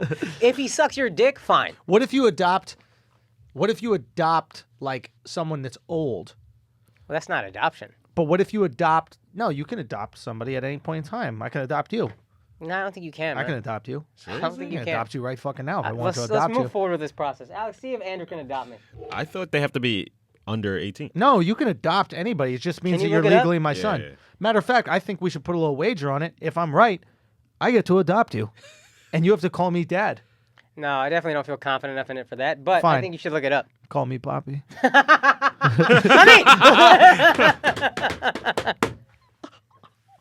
Okay. Oh, man. Oh yeah, so it's just called something different. It's called adult adoption. But Adult yeah. adoption. I'm an adult adopt you. I'm going to AA you. You can't adopt a child and then fuck it. I'm going to adopt the fuck out of you. Okay. You're going to get adopted. All right. You're going to be the first thing that has been fucked before it's been adopted. Okay, but for real, what is that process? Because I think that'd be a really funny thing to do on Flagrant too. Is Just start the adoption process? Yeah, we start the adoption process, and then after I adopt you, I think we should both together adopt Cass. Cass, yeah, 100%. Because it will be our African child. How American Let's is that? start sending Cass 39 cents a day. Just to fuck with him. Yo, we need a drone. Alex, bring your drone and attach a bag of rice under the drone so that it can just float into the new studio that we have. Check it out on YouTube. And then just airdrop the rice right down. Oh, my God. Would that not be fire? That'd be so fucking that funny. would be fire even. No. Oh, man. Wouldn't that'd it be so fire funny. even? Nah, It'd not be at great. Wouldn't it be fire? It'd be hilarious. Fire. So sick. Hot fire. Anyway, yeah, so the fact that they give a fuck about anything is such bullshit. They've been giving Harvey Weinstein Oscars for the last 20 years knowing full well what he's been doing to these chicks. So Everyone knew. yeah, exactly. It's just like, to be fair, everyone in comedy knew about the rumors about Louis. So we're not no heroes. Everybody, the rumor everyone knew is that he likes to jerk off in front of people in the hotels. Nobody ever thought it was a forced thing. Ever. But I've been hearing that rumor forever. Matter of I have fact, there's not. a Jim Jeffries joke that is allegedly about Louis. And Really? it's about how he was in a room with somebody and then like he was in a room with Louis and then like there were some girls there and then he like wanted to jerk off or something like that and Jim was like, I'm out of here. I don't know, I'm butchering the joke probably, but that was the alleged thing. That being said, given this situation, seems like all these girls were at least asked and gave consent. I didn't like Louis before I knew he was jerking off in front of people. Now, so whatever. Now he alright. Now he cool. Now he alright. Now you're a real one. More like Louis GK. That's my dog. I mean JK. Oh yeah, I meant Louis G like J.O. he's a G. Louis J.O. Louis J.O. That's got to be the new album. Oh, Lucky Louis means something completely different now, doesn't it? Okay. Oh, did you see what Nick Cannon did real quick? Yes. Did you like that or not? I loved it. Here's why I loved it. So basically what Nick Cannon did is retweeted homophobic tweets from famous female comedians. Yeah. And basically asking why they didn't have to apologize. Amy Schumer, Sarah Silverman, and Chelsea Handler. Yeah. Right? Who are all women who are very woke right now. Yeah. They're very, into it, this, that, the other. And yeah, he was like, yo, why don't they have to apologize for this shit? Yeah. What's the deal? Yeah. And it shows, I think that the world is starting to realize, and we've said this for a while, that like truly the most privileged people on the planet are white chicks. Women. And you don't have to feel bad about that, white women. That's the other thing is like people bully you for your privilege. Like you got to run around apologizing to people. No, just shut the fuck up. But so that's where it is. It's like if you recognize the incredible privilege that you have. Yeah. The most privileged. Yo, how long you think Nick was holding on to those? To what? Holding on to those tweets. Like I think he Nah, had... he just scooped I them. think he just got sent them or just. No, he got sent them and they posted them. Guaranteed. You think so? Facts, because there's no way he could predict the Kevin Hart situation. No, Nick not is smart, predict. I dude. think he was holding it for him in case some shit came out. It's like, fuck you, motherfucker. Like he was holding that. And he's like, you know what? Let me look out for my boy. Because he how you dig up all those tweets that quickly? I mean, I think do people that shit. people do it and then they send them to him. That's and what I think was thinking. They do it forever. Yeah, they send them to him. But my feeling is like I like the fact that he did it and he was trying to show, look at where's the quid pro quo or whatever. Yeah. Where's the equal treatment? That being said, we're all arguing that Kevin shouldn't have anything happen to him. He shouldn't have to. My point though is that all of us ain't shit. Yeah. And the quicker we accept that, the easier it is to just stop being outraged and just move the fuck on. The best reaction is change behavior, right? That's really all you want. Like and he did. He changed his behavior. So what incentive do I have to change my behavior if I know even after I change my behavior, y'all are gonna come after me? The argument would be like, why don't you just be a good person? Yeah. And But if I you're agree gonna with ruin that. my life either way, who gives a fuck? Nah, Because you still hurt people. You won't want to hurt people, and I bet you if you ask Kev right now, like let's keep it very real. Like this is 10 years ago. Kev's dude from Philly. You know what I mean? It's not like he's just rolling around gay neighborhoods and understanding gay stuff and understanding what's right or wrong. Like so many people grow up really not understanding. Like there are a lot of people that grow up and truly believe you could turn gay. So you got to teach those people that that's not possible before they can wrap their heads around because the joke was about the kid essentially turning gay because he did gay things. Okay. So he don't even know how you become gay. My question is more of a rhetorical one. Like these people who are looking at this, who might be homophobic. And like, what the fucking point of why do I change? Y'all don't give a fuck if I change or not. You can treat me like I am like now. Alex said and like I said, is but you get to be a good person. the defensive I'm saying those people's reaction, the defensive reaction is gonna be fuck you. I don't need to change. Y'all are gonna come for me either way. So go fuck yourself. Yeah, but you're not really listening to what we're saying. I'm hearing y'all are right, But I'm saying that person's mind, you're not going to reach that person with the logic of a homophobic person. You can say to them, hey, man, why don't you be a good person? And if he's rational and mature, he might. Yeah. But it's also quite possible, seeing this, his defense mechanism is going to be, you know what, fuck this. Yeah. I'm saying they're not helping by doing this. Yeah. I agree they're not helping, but I Whereas- just think that you eventually, as times change, people change. Like, like we didn't know that cigarettes were bad for us at one point. And then you learn they're bad for you. So you're like, I should probably not smoke so many cigarettes, or I should Right. try not to smoke cigarettes. And I think the same thing. It's like, being homophobic hurts someone. Well, I don't want to hurt someone. That Fair. makes me feel No, bad. that's fair. You know what I mean? Like even when you look at our podcast, like all the jokes that we're doing, the gay jokes that we're doing on the podcast are making fun of people that are homophobic. Right. Like we are leaning into gay. Right. Right. So it's like there would be no backlash about those jokes. Yeah, but I'm not. Yeah. I'm just I saying. understand what you're saying. Yeah. We don't have to go over it. Right. So, but yeah, I think it's just a bunch of people who are drunk off power and they're trying to flex at any chance they have, and I love it because it's coming to a boiling point, and It's so close. it's coming to, and I'm just hoping it waits just a little bit more, keeps bubbling up. Baby, It's Cold Outside is getting canceled. I love that song. Bill Burr, it's a great song. Bill Burr had a funny thing on his podcast we were listening before about Aerosmith's "Walk This Way" is going to be the next one getting canceled. It's like, I can walk any way I want. You know what I mean? But realistically, we're gravitating towards this combustibility, and it's literally just cannibalizing itself so much. All these different groups are cannibalizing itself. Even the founder of the Me Too movement recently said, I don't recognize it from when I started. Yeah. Like it looks nothing like it. Yeah, And the it's much wider. intentions have shifted. Some people would say it's not actually. They would say they've gravitated towards other issues that don't have to do with Me Too. Oh, I'm saying the founder of Me Too was a black woman, and none of us can. And the women who are doing it now are black and Muslim. But they're saying like other agendas are I kind of got being you. exposed. I got you. But basically, people are starting to have enough. Like, there's a reason why this podcast is so successful, Right. right? It's because we're not caught up in the fucking nonsense that is Hollywood, the nonsense that is any of this shit going on, right? We're actually talking like normal fucking human beings who say stuff that's wrong every once in a while because it's fun, who just fuck around and don't watch every single footstep, worried that one day, 3 years later, somebody could use it against us to take our jobs or take our livelihood.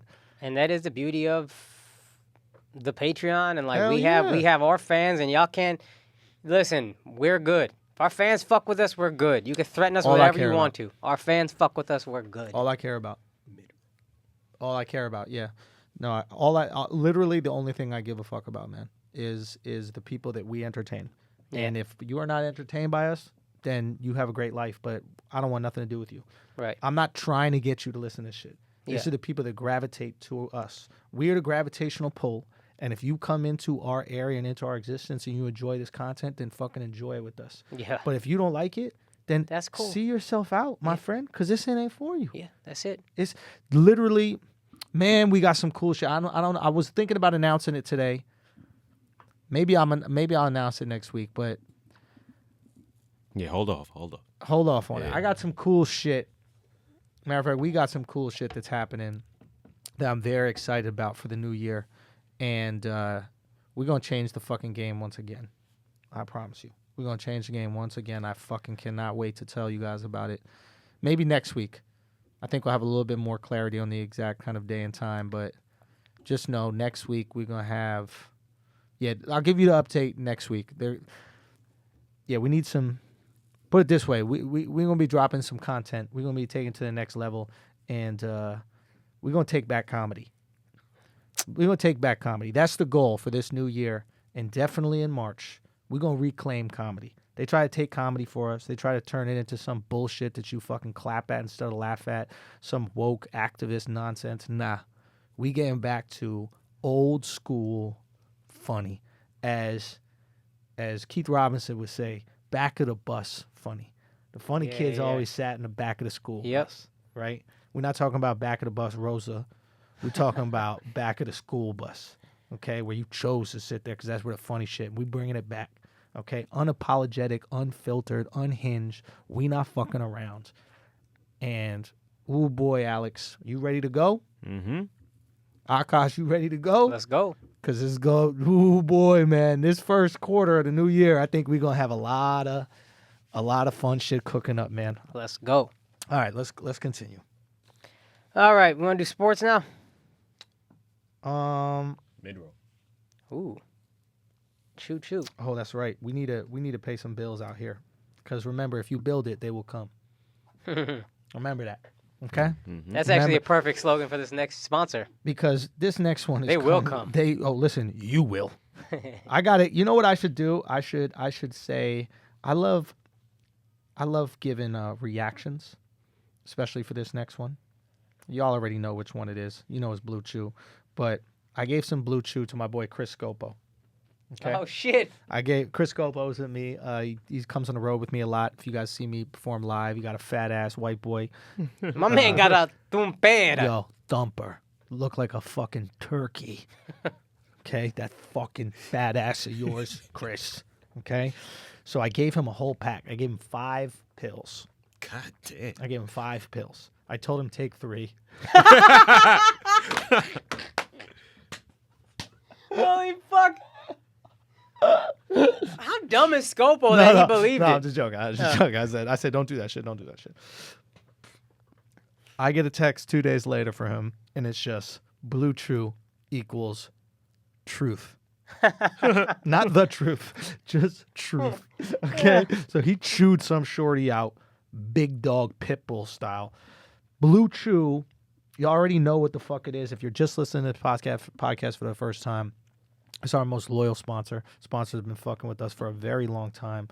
And it's basically the cool kids version of Viagra, to be totally honest with you. Get that dick hard and satisfy the fuck out of whatever girl that you got. If it's that first night with a shorty, if it's the first guy. night, or dude, that's right. Facts. We out here. We trying to host the Oscars. You know what I mean? We out here trying to host the Oscars, bro. So if you really wanna do it, you really want to handle your business, if you want to do what you got to do, maybe multiple reps, because I don't multiple rep it unless I got Blue Chew. I don't even think it's physically possible. Son, Unless when I was young, I could multiple rep it. I used to date this Danish girl, and I would have sex with her, come inside her, keep on pumping, and then come again. Wow. That's when I was in Barcelona. For what? That's a good point. I didn't know. Son, to satisfy her, bro. Yeah, to try to satisfy her, man. I couldn't get this girl to come, and she would just be rubbing her clit mad hard like that, like a DJ. Like, I was like, play the track, bitch. Come on, let's get out of here. Wildin'. DJ D-Rec. So, man, I'm telling you, this Blue Chew is not a fucking game. You guys already know, if you listen to podcasts, you can get it for free. It's just $5 shipping. That's all it is. You go to bluechew.com with the promo code Flagrant, okay? And you try it for free. It's just $5 to ship it. That's all it is, okay? It's prescribed online. You don't have to go into the doctor, order any weird kind of pill. You go get your fucking stallion on by getting that Blue Chew. I cannot tell you how many people are shout out Blue Chew when I see them at shows. When we were in Atlanta, this Asian kid, shout out to you, I forgot your name, I just remember you're Asian. He brought the Blue Chew pack and had me sign it. Oh, yeah. Like it was a fucking basketball. I had an Asian kid in Texas who was like, yo, that's my girl behind me. I chew her the fuck out, bro. And he was like giddy about it. The second Alex said to make your dick grow, Yo, Asians got it really does, though. Real talk. It really does. Son, Alex, you gonna tell him how quick you fuck now? I'm kind of proud of this. I think I'm finally grown now. Son, I think I'm finally Alex grown don't now. be pumping. I got a text at like in the AM from him, like, yo, I literally just came in 7 strokes. Son, you gonna waste the chew? That's a whole pill? No. Oh, I didn't chew. Oh, because the chew chew have you lasting. The chew it gives you control. That's what I love about the chew more than anything. It feels incredible, and you have control. I didn't know those two things were physically fucking possible with sex. Literally, chew control. But what happened with Shorty? Next day, chewed up, and I did a double rounder. You double rounded. Double rounded. I like how you move the thing so I can see your face. Oh yeah, I had to show you this. Yeah. I can't do it without you. I'm proud of that. I can't do it without you, bro. I can't do it without you. We here. Blue Chew as lonely without Andrew being able to look at your face. It's true, man. That smile. Okay, Think about them feet. Son, I forgot how Alex's feet look. Good or no? Fucking Yeah, beautiful. Good feet. Did you say fuck me for No, I forgetting? said beautiful. Oh, I thought you were upset I forgot about your feet. You better not. Shit. No, you got all right feet. I think you got all right feet. Anyway, man, BlueChew.com. Use the promo code Flagrant. All right, $5 shipping.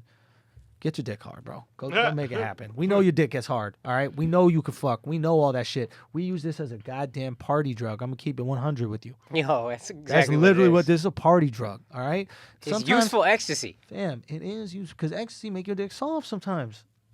It's just too much control. This shit, it's like you don't have any control in the ecstasy. This shit right here, you partying, you going hard all night. I'm not gonna lie, you drinking a lot. Sometimes I'm like, all right, let me get that chew because I'm not gonna be able to really do what I gotta do without a little assistencia.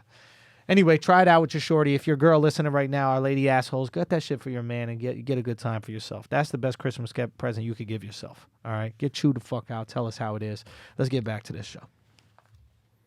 Yo, you want to talk about Mayweather up top? You know what? Yeah, we want to talk about other fights, players fighting fans. I think that we could mention the Mayweather shit real quick. I guess Mayweather is going to fight that exhibition against the Asian dude. And I hate to say this, but I'm starting to think Mayweather ain't got the money that he portrays. Really? Man, it breaks my heart to say. But you don't fight. Mayweather fought for not only money, but he fought for the legacy.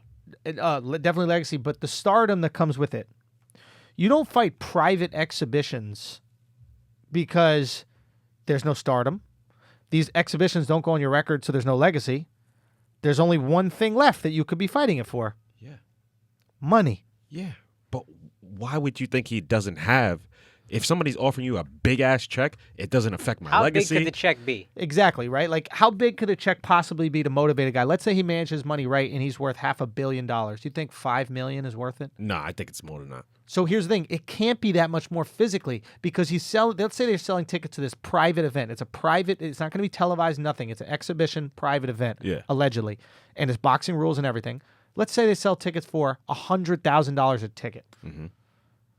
Which, how many people can even afford that or would pay that? Yeah. Yeah, but think about it. It's probably going to be like, all the billionaires here, come flex. You get to see the only time Mayweather loses in the ring. But he's not going to lose because they're doing boxing rules. There's really no point for this fight whatsoever. It makes no sense. Big check, and why not get a big check for a fight if it's not going to affect your legacy? Nobody's going to see it. That was my first question. When check. Andrew told me about the rules of this fight, my first question was, Floyd hurting for money? Yo, I agree with you. And here's why I tell you. My difference in lifestyle between when I made $250,000 or even, let's say, $100,000, $150,000 a year and $500,000 a year, right? There are times in my life where I've made both of those amounts of money. Zero difference in lifestyle. Zero. We're talking about a different person. Zero difference of lifestyle. So, if you have $200 million and you make another $30 million, the difference between $200 million and $230 million is nothing. Especially if you're spending money like Floyd, $5 million. You guys are bugging. No, I'm telling you. I'm not asking you. I'm telling you.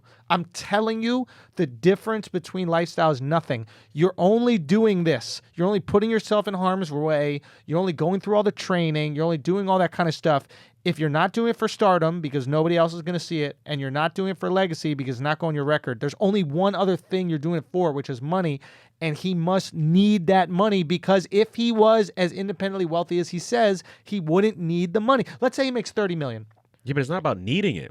Billionaires don't need it, but they still are dicks and hungry for more money. It's like you get to that. A lot of billionaire shit has to do with power. Yeah, it's not about the. I but bet for Floyd, you he wants to be the first boxer to say, "I'm a billionaire. I'm a billionaire boxer." But he's not gonna get that like that. But he's not going to get that like this. Alex, you're assuming. The difference between listen, Alex, just do the math. Let's say he's worth $500 million. How many $5 million fights does he need to fight to get to $1 billion? Let's say that he's getting $30 million. Let's just say, which he's not, but let's say he's getting 30. Fine. How much? Think about that, bro. He's going to fight until he's 70, and all of that $30 million, you got to pay half in tax. Plus, you got to pay out your team and all these other people. No, not what he has in a bank. What if you add up the total I'm getting frustrated with him. No, but you Are get what I'm Do saying. you understand You're what I'm saying saying? you want his gross earnings? He's motivated for his gross earnings to be Just $1 billion? yo, just No, everybody he's wants never- the clout, just to Floyd- talk and brag Floyd, about. the number one talking motherfucker on earth, has never once said, I want to gross $1 billion in fighting. He's Never probably not once has he telling said you that. He's already No, gross. Floyd isn't telling us stuff. When has Floyd not talked about money? When has Floyd not talked about his I financial know when he status? hasn't talked about it. When he's lost. When he was in court talking about I can't pay these taxes right now, please let me wait till after this McGregor fight. That's when I first got concerned. It breaks my heart to even think about it. I hope it's not true. My man pays $1,000 for a haircut or something crazy like that. I hope it's not true. I truly hope it's not true. I used to think it was, there's no way, even if, the thing that really got me concerned is I think I heard he pays $1,000 to get his haircut or whatever the fuck it is, some Right. crazy amount of money. Right. And he was doing it like every day or twice a week or whatever. And I was like, this is nuts. Yeah. But I was like, you still can't spend that much money, can you? Then when he's saying to a judge, I can't pay taxes now, give me until after the McGregor fight. I was like, what?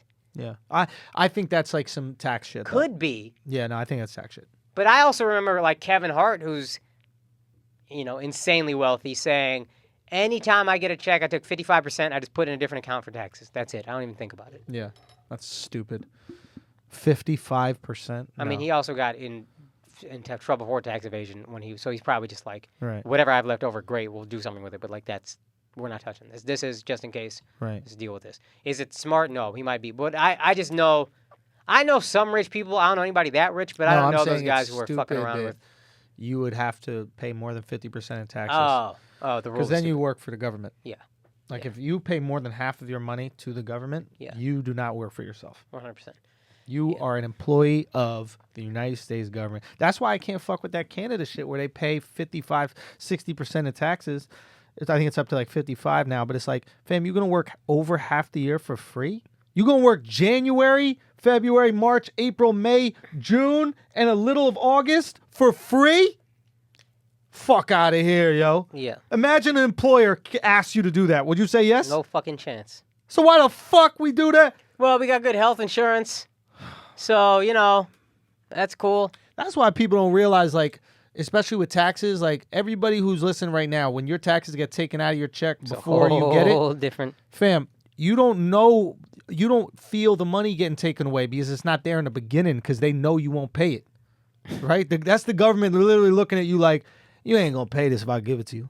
Mm-hmm. Do you know what I'm saying? Like, Yep. I'm gonna keep this, and then if it's too much I kept, I'm gonna give you some back at the end of the year, and you'll be happy I did. Right. How dumb is that?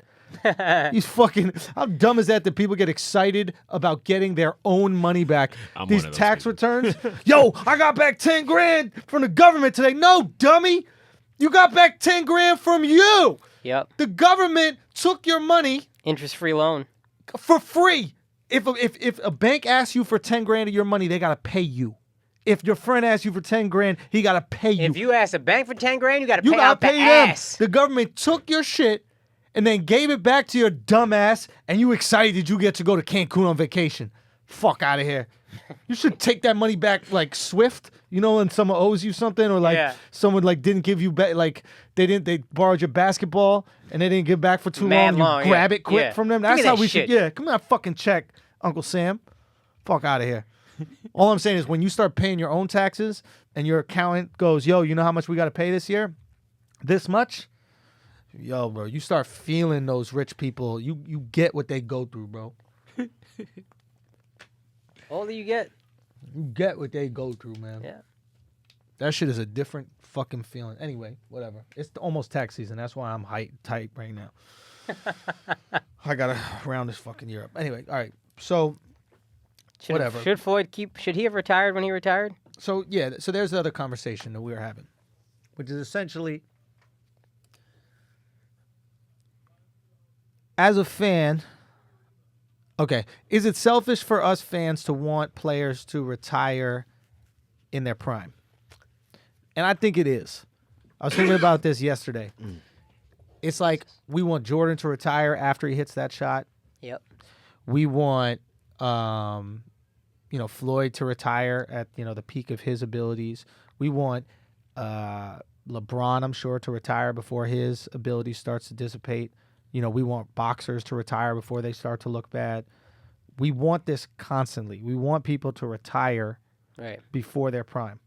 And it's so selfish because we're telling people to stop doing what they love. Yep. This is the one joy they have. Yep. Like, imagine someone said, yo, that was your best special, bro. Just leave it at that. You'd be like, nah, I fucking love doing comedy, bro. I know how Like, hard it is, but they are doing it in the interest of your legacy. Like, I love this dude. I love saying Jordan's the best ever. I don't want any knocks against Jordan. I want a perfect story. sure. And it is selfish in that way, but it is like, I want to, when I say Jordan, I don't want anybody, I want to be like, that motherfucker left. But what's more important, your legacy or your life? No, that's a good question. Like, my life is so important. I want to enjoy every single fucking day of this shit. That's a good question. And if that means, like, I still go play basketball in the gym. I'm not as good as I used to be, but it's fun, Right. right? Like, I don't have a legacy to leave with basketball. Right. But at the same time, I'm going to still do this thing. So a guy who does it professionally, he's going to still want to hoop. Right. And should he stop just because we as fans want to see him go out on top? What does go out on top even mean? Like, But isn't it all selfish, though? Isn't the whole fucking thing watching this dude play for my team, cheering him on, isn't that all selfish? what do you mean? I want this guy to win championships, not because Jordan was never on my team. you rooted against Jordan. Hell yeah, I root against Jordan. I'm a Knick fan. Yeah. So no matter what, you were just like, No, I was one of those Knick fans that was also a fan of Jordan. That was rooting for Jordan. Yeah. Nah. I didn't like Jordan until, like, I got it. Like, I took for granted how good he was. I didn't like him until Knicks was so trash it didn't matter, and then I was rooting for him. But isn't legacy for the people? At a certain point, once you're great, now the legacy is like what you mean to the world. That's what I'm saying. We're all kind of Yeah, selfish but with the what- way we watch what sports. I agree with you that we're selfish, but what I'm trying to say is, like, you have a right to do what you want with your life and enjoy it, and it doesn't matter. You don't have to satisfy Bill from Wyoming, Oh, 100%. right? 100%. If you, Vince Carter could have retired earlier in his career and then been one of the greatest. If he retired at the right time, one of the greatest players to play. No, a very, very good player, We would have... the greatest dunker ever, Yeah. and a very, very good player, and we would have built up his legacy and the mythology of him if he Yes. got out of the game An early. early exit automatically elevates your perception. Facts. Like, is Vince Carter a Hall of Famer? Yeah. Is he? Yeah. Why? I think he got one ring, right? No, he never got a ring. With the Dallas Mavs? No, I don't think he was on that Mavs team. He wasn't. I'm 99% sure he came after. Can you look up to see if Vince Carter's a ring? And that's fair. But, like, I think it's debatable whether he is a. I guess you could say. I guess I could see where it's debatable. Here's a better example. Ready? But if Vince Carter, to your point, retires with the Nets after he has his renaissance, horrific injury, can't play again, Vince Carter belongs in the Hall of Fame. Or fuck horrific injury. Just No, he doesn't have a ring. he doesn't have a ring. Just hey man, I'm done. I've played this game. I That's gave the my game. dopest I way love to- it. I'm all about that early exit shit. Yeah, we love it, right? But at the same time, if that's what you truly love to do, why the fuck would you stop, son? It's almost stupid. Like, if you still get joy Yeah. from playing Yeah, basketball, 100%. even though you're not playing at your level, if you still get joy, play that shit. You don't Yo. owe me nothing. But Tying then in into the something. future, aren't you going to be miserable Well, that your tying into legacy is something- ruined? So here's the thing. People that care a lot about their legacy are caring about what other people think about them, right? If you're a basketball player and you're just hooping because you enjoy the hooping, like Vince Carter clearly just loves to be around the Right. game, in the game, play the game. He's definitely hurt his legacy. Yeah. Like, destroyed it. Arguably destroyed his legacy. We're not thinking about Vince as the devastating dunker and amazing offensive player that he was. Right. Now we're thinking about a guy who's, he's still playing at 41. That's your legacy. Right. But if he's having fun, You know what? fuck it. To tie into what we were talking about earlier, Creed, there's a scene, another one, that I was like, oof, when he's talking to his wife, he's like, imagine you can't do something you love. You feel like you couldn't breathe. Yeah. And I thought about that with comedy. There's times where I'm like looking at this, like when I was going broke, I was like, fuck, am I going to be able to keep doing this? It's so important to you. If you're a basketball player, it makes him feel alive Yeah. every day, getting Yeah. up, being with the team, working out. He loves all that shit. Yes. So if he wants to keep doing it, amazing. Yeah. And selfishly, I'll even say, a matter of fact, if I say this, I would say it exactly this way. Selfishly, I wish he retired. Yeah. It is selfish. Selfishly, Yeah. I wish he retired because I would have loved his legacy. If I don't really care, but if if I was a big Vince Young fan, if he left midway through that Nets stint, fuck. Oh man. No, it'd be great. Maybe that's why Mayweather's doing it. Why? Because he loves boxing. Hey, and if that's the case, if he would just come out and say, man, I just love doing it, and I don't want to do the 12-round fights because it's too long, it takes too long to prepare, and you get hurt, but I'll run around and fight these bums around the world if they're willing to pay me a lot of money just because I love being in the ring and doing it, I'd be absolutely, go for it. If you love it, do what the fuck you love, man. I'm tired of telling players that they need to retire. Boxing is a little different because your literal life is at stake and your brain is at stake. You can truly die in the ring. You are definitely doing damage. Oh, there's a fighter right now who's still in critical condition, Adonis Stevenson. Another Adonis, wow. But he's from Montreal, and he got in a fight over the weekend, and he it was in critical condition. Yo, the way he went down. Bro, son, that motherfucker got destroyed. So, it's man, it's just an interesting thing. I don't think I basically empathize with these athletes that are like almost institutionalized. Like Vince Carter loves his schedule, I'm sure. Yeah. He loves going to practice and having something to do, and And I bet when he retires, he's going to be around the team somehow. Oh, without a doubt, he'll be a coach or something like that. I mean, probably for the Raptors. He'll probably come back home. That'd be cool.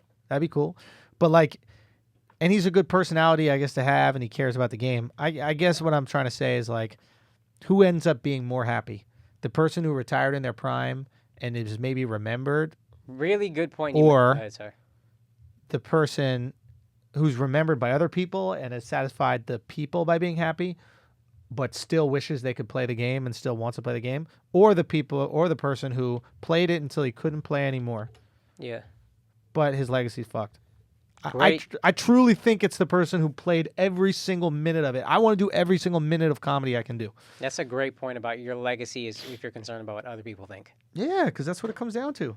And if you're comfortable with yourself, it's I don't give a fuck. Remember how you remember me. I remember me playing. I remember dunking on all these motherfuckers. Yeah. I remember all of them wearing my sneakers. Vince Carter out here wearing other people's sneakers. He used to have his own sneakers. Don't care. That's a crazy thing to go from. We used to wearing other people's sneakers. Yeah. But imagine you used to have your own, and now you got to wear Kyrie's. Do you know what I mean? That's nuts. Right? Yeah. Imagine, you got to wear fucking PG2s? Fuck Get the that. fuck out of here. Yeah. Interesting. So, it's just... What are your thoughts on the way Jordan did it? Go. So, Jordan's like, hey, I want to retire, cement my legacy. And he's like, damn, I still love the game. But now I'm going to come back on another team. So my legacy isn't really tied to... I think that we love Jordan so much, we've blacked out the fact that he was even on the Wizards.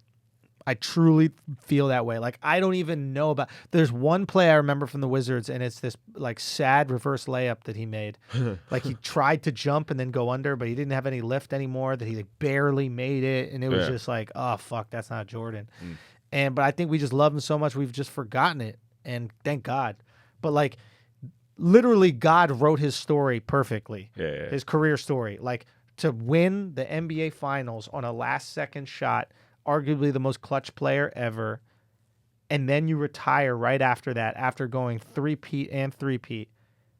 That's it. That's the storybook ending, right? It justifies all our selfish arguments, which are, he's the best and this is why.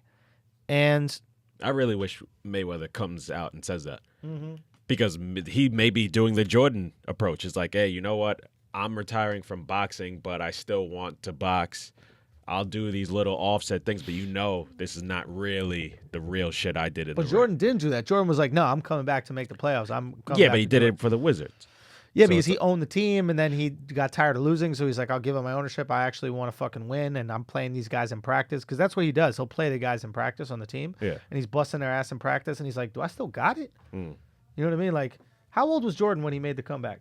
40? I think 40. Something like that. 40. Anyway, it's just, I don't know.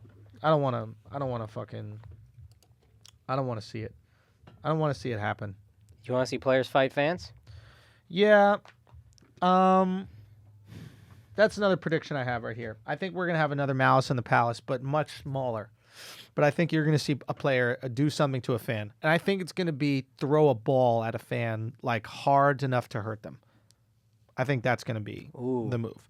Like throw it at their head or chuck it at them. Who's the guy? I don't know, but Patrick Beverley did it like a little bit, but just recently, every week there's a new story about either Kevin Durant cursing out somebody in the stands. It's escalating. Montrezl Harrell, or I think that's his name, he cursed out somebody, and basically tell him to shut the fuck up or some shit like that.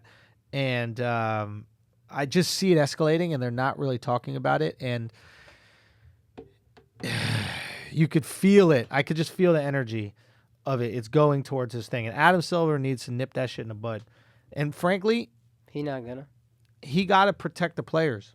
Like, you need to have, if you have a security guard there, and the security guard hears people cursing at the players' moms, telling the players they ain't shit, suck a dick, this, that, the other, your mom ain't shit, you're a bitch, this, that, the other. The security guard got to go to them and say, yo, watch the fuck out. What are you doing? Right. Like this, you're not allowed to just berate humans because you paid money. Yeah. You pay money to watch them play basketball. Yeah. Like me as a comedian, I don't want people heckling me. I imagine a basketball player doesn't want them heckling him either. Yeah.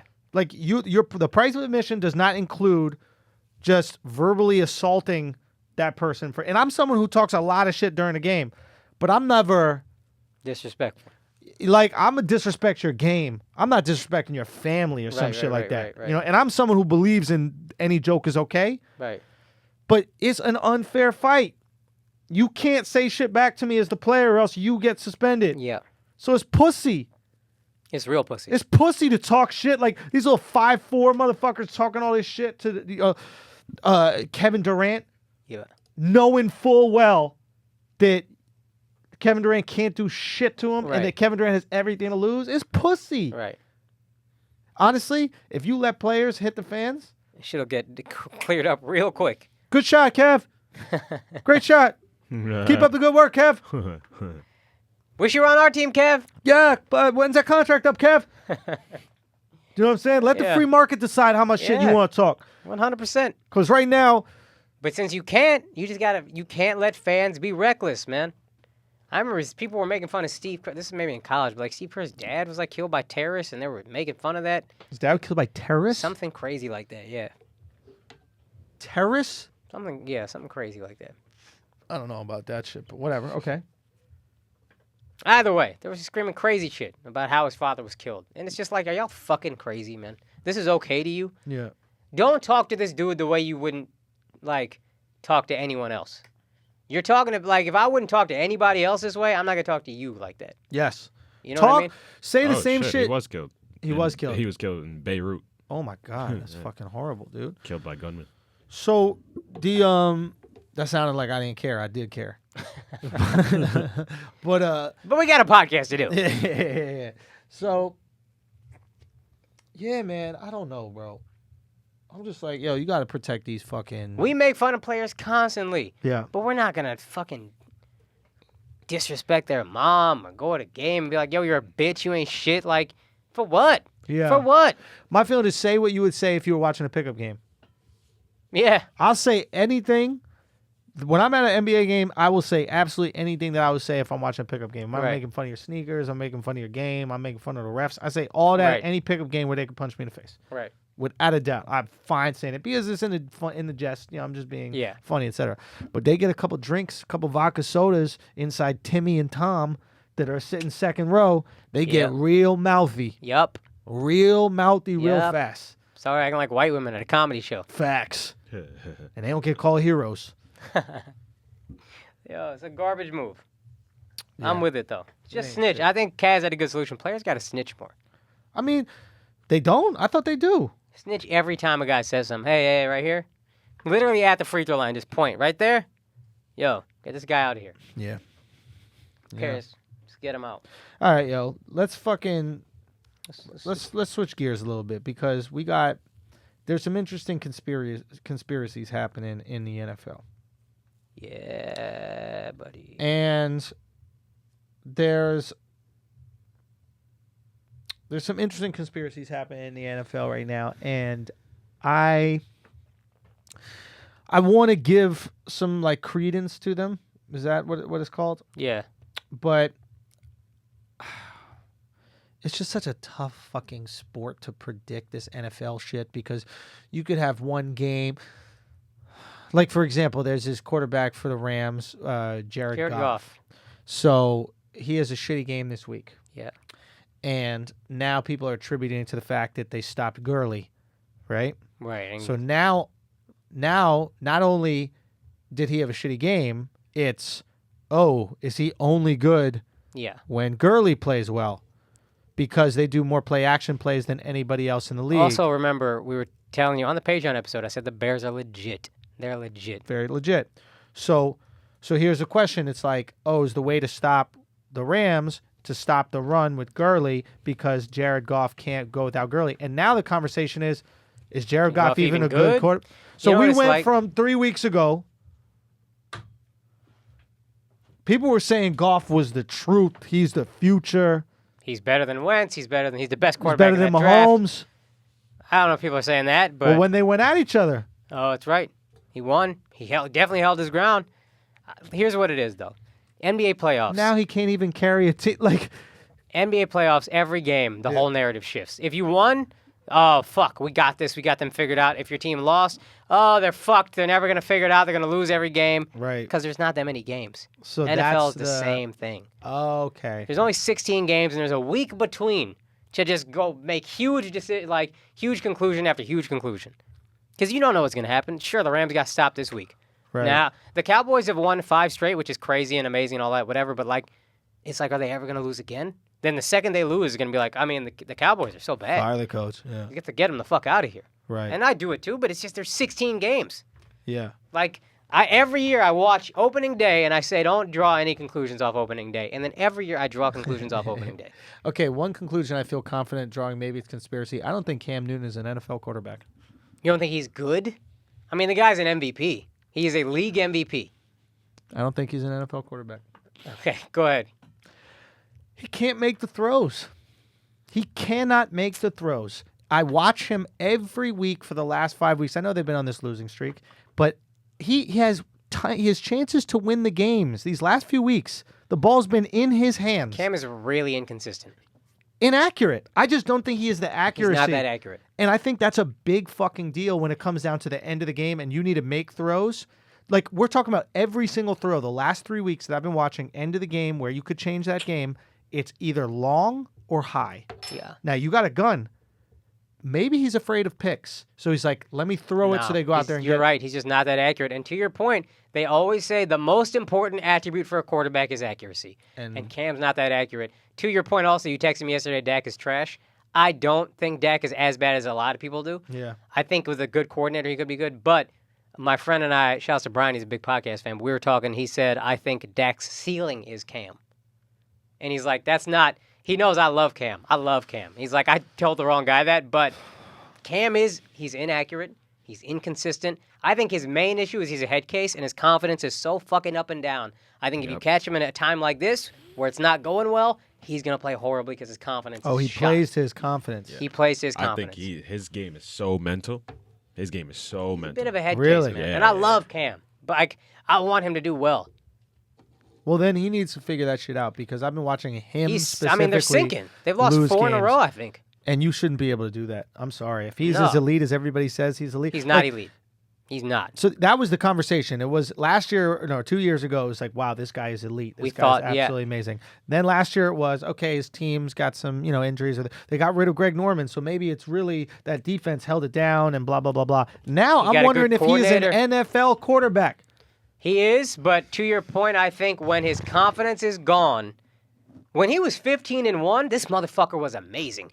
Talking to his teammates, great teammate, giving away every game ball. This is a great story. Every touchdown he scored, gave the ball to somebody. Mm-hmm. Never kept a touchdown. I still don't think he does, but when his confidence is high, oh man, he's great. When his confidence is low, I saw them lose a game 2 or 3 games ago. 2-point conversion to win the game. He threw the pass behind the guy, got picked off. Yeah. I'm pretty sure that's how it happened. But if his confidence is low like it is now, he is just not going to play well. He gets super in his head. He gets sour. He's not a good teammate, really, I don't think. He's not a good leader, I don't think. That's one thing Dak has.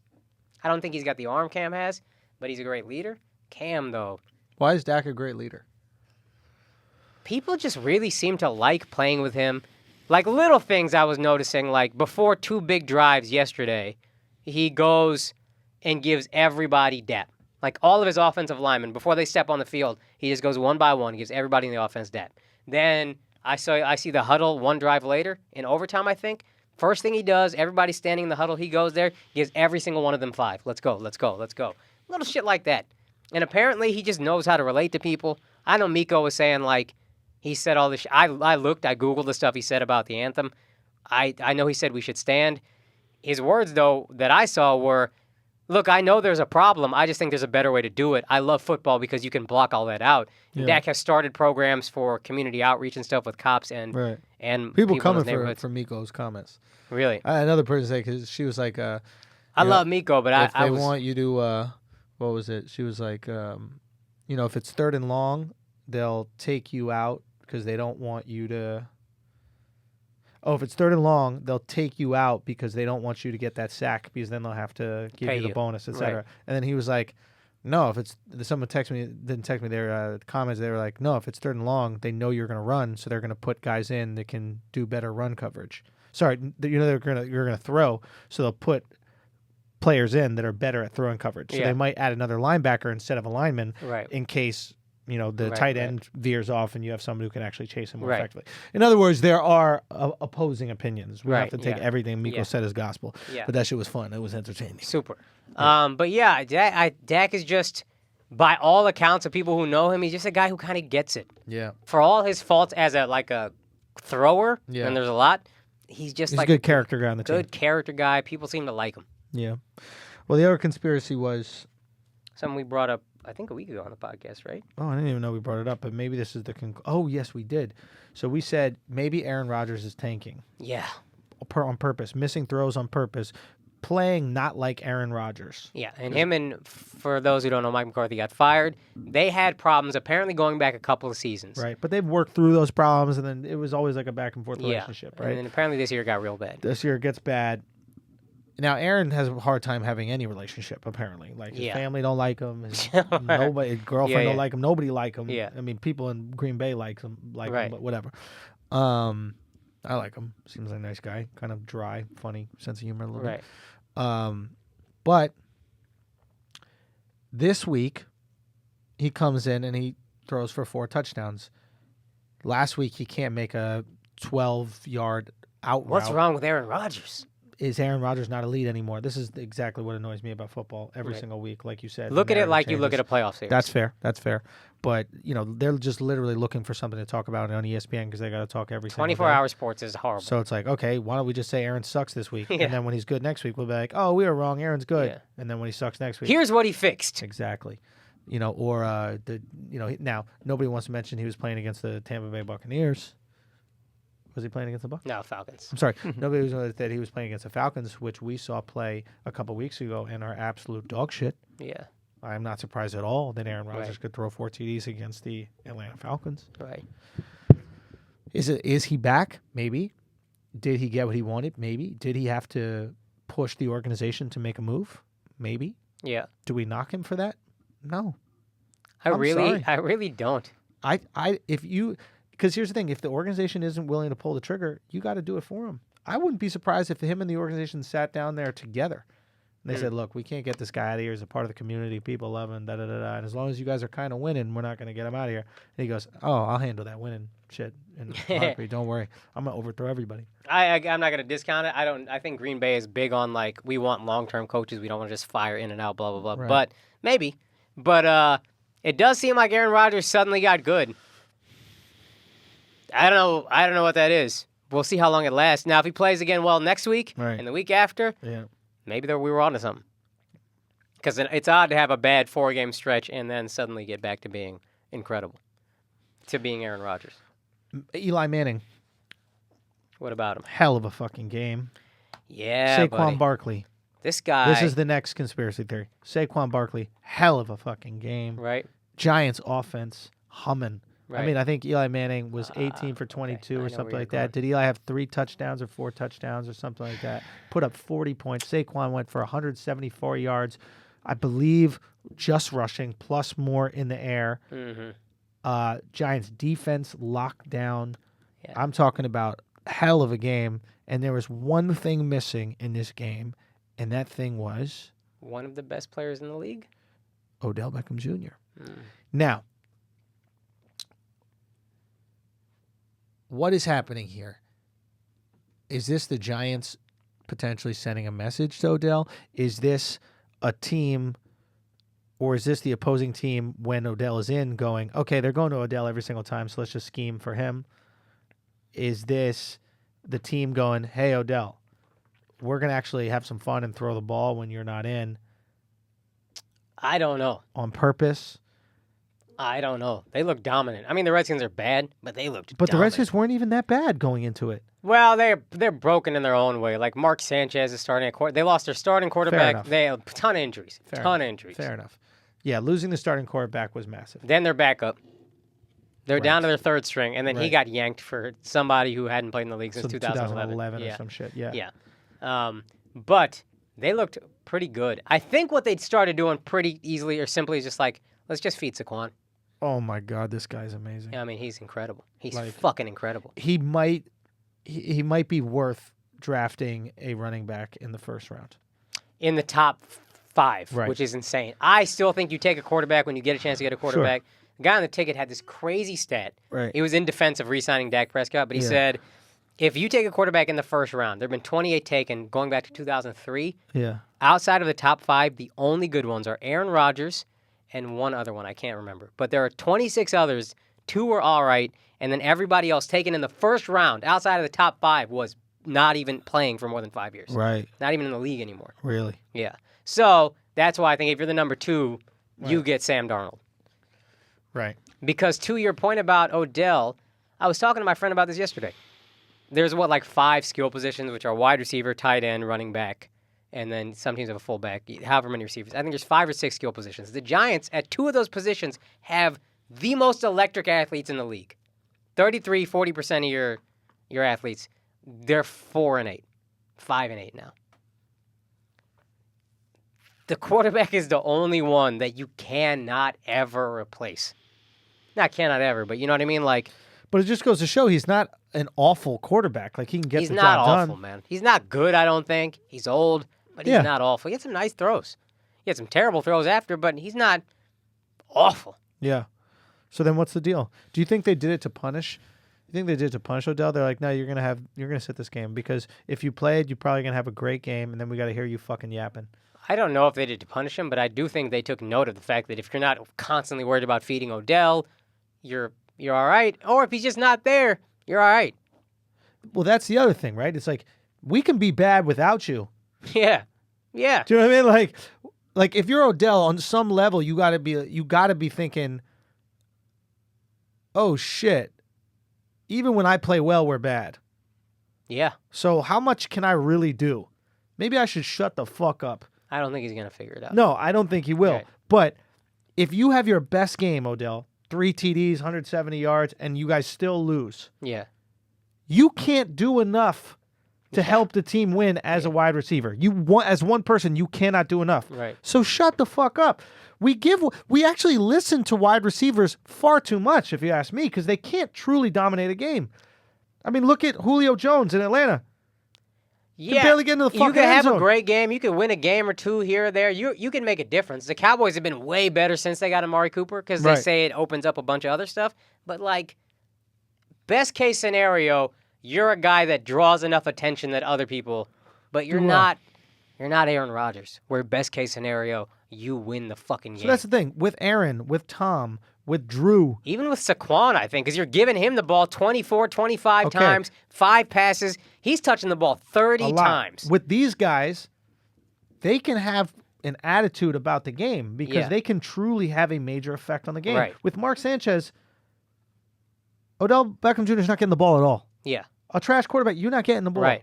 And even if you have a great quarterback, even if you have Ben Roethlisberger and Antonio Brown, that's not happening all the time. That's happening 8 times a game you guys are connecting. Yeah. It's not enough for you to talk. So even if The fact that we let wide receivers say anything out loud is besides me. And it's really just because of how exciting they are to watch catch the ball. Oh, it's so fun. But it's only based on excitement. It's not based on merit. The fact that a wide receiver gets to have a microphone that we let him say what the team needs to do and what doesn't is kind of absurd. I think, yeah. Right? I Like- think impact, it's like the 5th most impactful position. You're the opening act at the comedy You're show. the feature. You're a strong feature. You're a feature at a comedy show Yeah. complaining about how the show should be run. It's like, dude, this show's going to be fine with or without you. You're not needed for everybody in here to come, and you're not needed for everybody in here to have a good time. You can increase how good the time is, Yeah. and you can decrease how good the time is. But that time is going to be had with or without you. This show can win without you. The show goes on, baby. It do go on. The show goes on, man. It's crazy that we let them talk at all. Why doesn't, whenever they start talking, why does someone go, you touched the ball 8 times, shut the fuck up? Yo, shut the fuck up. The most you gonna touch the ball is 10 times. Yeah. Shut the fuck up. Yep. How does the running back walk over and not just grab him by his blonde hair and be like, I'm sorry, how many catches you have? Oh, 4? Well, could you do us a favor and shut the fuck up? Because I'm carrying the weight with 40. Yeah, and again, a running back might not get as many yards as I mean, they'll get a lot, but like just the amount of clock you're controlling if you touch the ball 24 times, like, The punishment you're taking 24 times. oh yeah. Belichick has known that for the longest now. That's what, yeah, I brought this up. Great point. Again, my homie Brian, same guy, was like, how many teams have won a Super Bowl with a top 5 wide receiver in the last 20 years? I can't think It's a lot of attitude. Moss got no rings. T.O. got no rings. Wow. Who else can we think of? Chad Ochocinco got no rings. Terrell Owens, you said T.O. got no rings. Julio Jones got no rings. No rings. A.B. got no rings. Wait, AB doesn't have AB got any no rings rings. with Roethlisberger? A.B. got no rings. Santonio Holmes was the MVP of that Super Bowl in 2008. A.B. wasn't even in the league. And then Hines Ward. Hines Ward. But Hines Ward was a fucking blue collar. He was a blue collar receiver. Not Yeah, he was just he was he'd no go he'd diva. go That's across a the middle. He'd do the block work. the fuck out of, like, he'd Okay, take cheap shots Let's on keep people going blocking. on this. This is great because I think wide receivers. Odell Beckham Jr. got no No rings. rings. I love this man, but Des Bryant got no rings. I think wide receivers are getting far too much attention, and it's simply because of the excitement that they bring to the sport, but their effectiveness to win a game is virtually nonsense. They help. Again, seeing what Amari's done for the Cowboys. They help, but not close to as much as their spotlight. as they they got talk. a wide spot, a Diva big, wide bright receiver. spotlight. Larry Fitzgerald, again. No he's, rings. And he's a guy that everybody wants to Consummate emulate. professional. No rings. Holy shit. It's not worth paying them. That's what a lot of people say. That's why I'll pay a running back before I pay a wide receiver. the only issue with running backs is longevity, but yeah. Yeah, pay him for 2 years. Sure. Oh my God, this is eye-opening. Again, this is not saying that they're not exciting, they can't do things, but they don't affect the game enough for how popular they are. Megatron, No rings. no rings. Oh my Lord, a great wide Keep receiver going, man. is to your team's detriment. It hurts your team No, because you want overpay. good receivers. Good Not great. receivers are great. Great receivers who shut up and don't demand a ton of money. If you get one of those, go. Akaash. Amazing. More power to you. Akaash, you know who has had good receivers throughout his career? Bill Belichick, Tom Brady, Aaron Rodgers. Aaron Rodgers. You know who has had good receivers throughout his career? Drew Drew Brees. Brees. You know who's had good receivers throughout his career? Maybe even oh my You know God. who had good receivers? Chargers receiver, Charger wide. Phillip Rivers. Phillip Rivers. Yeah. I think Keenan Allen is really good. He's got Keenan Allen who's But and he's Antonio not Gates is spoken. Antonio Gates is tight elite, end, but but- tight end is different yeah. because you block and receive. Yeah. It is you affect the game in multiple ways every and single maybe play. because they have to block so much, they don't seem to be divas nearly as often. You never hear The him. closest you can think of is Gronk. Jimmy Graham. Oh, Jimmy Graham. I never even thought he was. I thought he was a little nuts. But he was like, really a receiver. Like he barely blocked and he was trash at I never blocking. thought of him as being a diva or like a Oh, distraction. this is good. Okay, keep going. You know who had good receivers and not great receivers last year? Mm-hmm. Who? Philadelphia. Alshon Jeffrey, Nelson Aguilar. These are good receivers. These are just working class receivers. Give me an Alshon Jeffrey, but I'm not paying him a top 5 contract. Oh my God. It's crazy. He brought this up to me like 5 years ago when it was time to extend Dez. And again, I love Dez, so I was like, pay him. But it was a valid fucking point. I cannot think of one. The last great receiver I can think of with rings is Jerry Rice. And he's the greatest. But he also had... quarterback, running back. I mean, if you have... tight end. He had a full offense. Wow, dude. This is crazy to put together. It's a fucking waste of money to pay wide receivers. In the modern NFL or whatever we call that, it seems like it. I know the Cowboys got 3 rings with Michael Irvin, and again, I fucking love Michael Irvin. But you start to think, right? You start to think, how good were these guys? Were they actually working class wide receivers that were in great systems? I think Jerry Rice was great by every metric. Like, I mean, he outside of Jerry, Michael Irvin. Michael Irvin was great. Also, Michael Irvin was like, he wanted the ball, but he wasn't a diva. He like was a team player. Michael Irvin apparently would work out until he threw up and then just keep working out. Like, the precedent he set was fucking crazy. Okay. He was that guy. But still. But Odell Beckham maybe- is not known for that. Put it this way: Hines Ward has no. If Hines Ward has no Super Bowl rings, Yeah, he is not looked at as a close to elite receiver. probably not. No. He's a very regular fucking guy. He's Golden think- Tate. Yeah, I think he's good. He's Alshon Jeffrey, that type of. Like, Maybe he's less, good. Maybe less. Maybe. than Alshon Jeffrey. Because Alshon Jeffrey's also kind of a freak, but like, he'd be a good receiver. But since he has him, now we have to look at him and give him this Right. spotlight. So what if that applies to Michael Irvin slightly? What Maybe. What if hypothetically? Not saying he wasn't a hard Right. worker, but what if he was in an amazing system that had an amazing running back that drew a lot of attention, that defenses need to scheme for, and he had a lot of solo coverage, and if you put a reasonable athlete up against man, The one thing I would say is their record without him, I remember being bad. okay, that's fair. Now again, it's also a different. It's a whole different game than it was back then. That's true. I'm trying to think of other. But I can't elite think of receiver.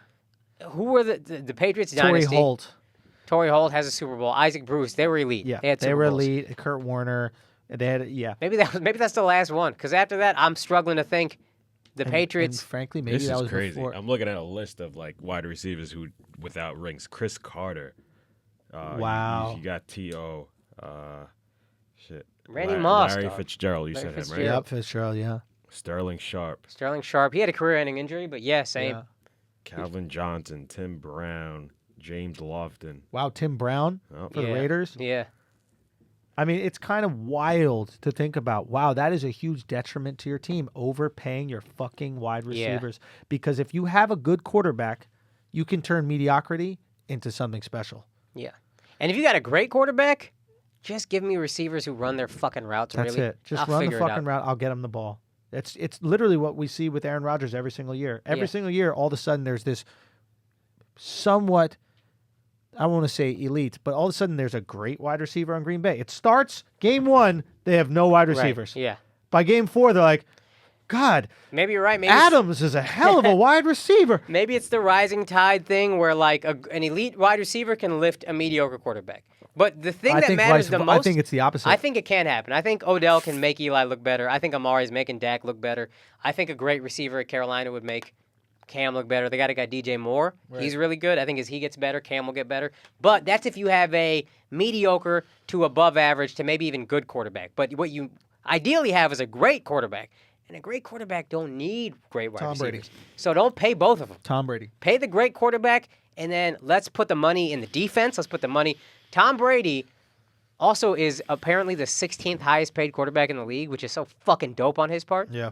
But Tom Brady and Peyton Manning always give me weapons on the offense, blah, blah, blah. Tom Brady just trusted Bill Belichick, put the money wherever the fuck the money goes. That being said, Manning always had to do more than Tom has. I think part of that, though, is what I'm saying, is the money allocation was the Patriots put their money in the defense and the offensive line. They didn't put it in the skill positions like that. Right. But I'm saying is Manning knew that he was going to have to carry that offense. Like he was gonna have to call the plays, he was gonna have to do everything, he was gonna have to make all the audibles, Right, and like yeah. every single time he walked up to the line, it could change. Right. Whereas Tom is like, okay, I'm in the system. Belichick's doing all the thing. I have to Fair enough. execute this system. Fair I just enough. think his job is a little bit more Maybe. difficult, so he needed a little more Okay. help. But I'm with you 1,000%. Man, that is fucking crazy to think about how overvalued the wide receivers are. And it's simply because they're exciting. We overvalue excitement. We think guys that dunk the ball are better than they are. Yeah. Right? We overvalue excitement. Vince Carter. Vince Carter. Yeah. We overvalue. Vince was dunking and doing these crazy dunks, so we were like, he's the next Jordan. He wasn't a No, he lockdown wasn't. defender. No, he wasn't at all. Yeah. Right? He's a solid player, professional, that kind of shit. But the guys that are doing good work, you can't name 2 wide receivers on the Saints. Maybe you can, but Yeah. most people can't. But they got one really good one who I think Miko said wasn't good, but I think he's good. Michael Who? Thomas. Yeah, Thomas. But that's it. And he's new. And when he's free, if I still got Drew Brees, I'm not looking to pay him. That's so Scoot. now. So now I'll I'm trade you thinking in your about- contract year. I'm thinking about Greg Jennings Oh, yeah. with Aaron Rodgers, what we Right. were saying last week.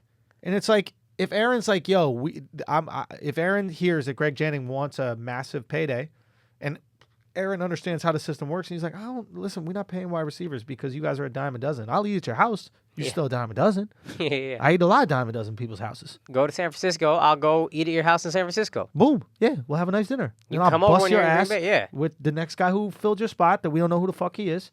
Yo. Son, Aaron Rodgers is the Steve Nash of the NFL. He get these motherfuckers contracts. Yo. Real That's talk. good. You gonna get That's some good. contracts That's if good. if you're a bum wide receiver, 1-year deal for no money with Aaron Rodgers. Yo. Take it. Or not no money, but bare Yeah, yeah, minimum with Aaron Rodgers. Guaranteed next year you're gonna be doing okay. Oh, fuck, I would have loved to see him with Dez. Or, yeah, fuck. Anyway. It would have been fun. We gotta pay some bills, my friend. Yeah. Yo, it's Action Heat time. Y'all already know Hell about yeah. Action Heat. You know, I know that you guys have been asking questions. I've had seen some people, seen some of the asshole army out there buying some of the clothing, some of the apparel. Basically, Action Heat makes the world's best battery powered clothing, right? So you can basically get heat on demand at the touch of a button. The clothes themselves heat up, okay? It's fucking freezing out there. We're not playing no games this winter, especially if you out watching NFL games in these cold-ass places. You better than me, bro. I ain't doing that shit. We watch a game in Atlanta. But if you out there, get yourself some fucking gloves. Get yourself the vest that got the heat on your titties. Get yourself the fucking socks. Get everything that they got, okay? They're powered by rechargeable 5-volt lithium-ion batteries. They last up to 12 fucking hours, and they can charge your goddamn phone. So not only are they heating you up, they're heating that fucking phone up. You are walking around with a charger. You are a charger. That should be every piece of clothing already. The fact that that isn't how clothes work bothers me, but that's how it should be. Action Heat clothing provides toasty warmth and comfort for your whole body, including heated jackets, socks, gloves, hats, and even undergarments like heated base layer shirts and long johns. I'm going to need that. It's perfect for any friends or family on your holiday gift list, whether they work outdoors, ski, snowboard, or if they just hate being cold. Action Heat is the perfect solution to keep you toasty and warm, even in the most frigid winter weather. They offer heated products that fit everyone's budget, starting at just $39.99. Akaash. Okay, check out everything Action Heat has to offer and save 20% on your entire order at actionheat.com/flagrant. That's actionheat.com/flagrant, or use the coupon code flagrant and you get 20% off that heating stuff at checkout. Go get that right now. Stay warm. Keep it tight. You know your asshole get real tight when you get cold. So you get this Action Heat. Keep it loose. You know what we should do? What's that? Winter's coming. This is going to be a brutal fucking winter. Don't even say it. They're sending us some gear. Let's take one day we just wear the Action Heat to the studio. That's it. Done. And just show everybody. I'm so fucking... I hate winter. I hate bundling up. I hate putting on 14 layers. I'm so hype about this gear. I can't just... The idea of putting on one shirt and being good, I'm super excited. See, I'm with it. And I hope we get it in time for the ski trip, if that happens. Oh, that's what bruh. we'll do. Okay. That's what we'll do. Okay. We'll double up on the ad. We'll do some Action Heat. You and I holding hands, going down the bunny trail. You know what I mean? We're gonna do a nice romantic. If Jackson and Mouse ain't gonna do it, we gonna do it. We're not gonna waste no fucking ski trip. I'm excited. You know what? Last week really inspired me in a way. First of all, I'm so proud of ourselves. We did something really special in content. I like opening up the sausage and telling people how it's made. I don't give a fuck. But we much like a lot of podcasts, comment about news that's going on. Right. I think we also pepper in our own philosophies in the conversations that we have, which takes us to a different level than most. Right. Asking if it's selfish, if for wanting players to retire in their prime, and Right. just going outside of just this happened. Here's our team. Yeah. But we went one step further, I think, with the Mouse and Jacks thing, because we created a stimulus and then we played it out, Right. just like a beautiful soap opera, if you will.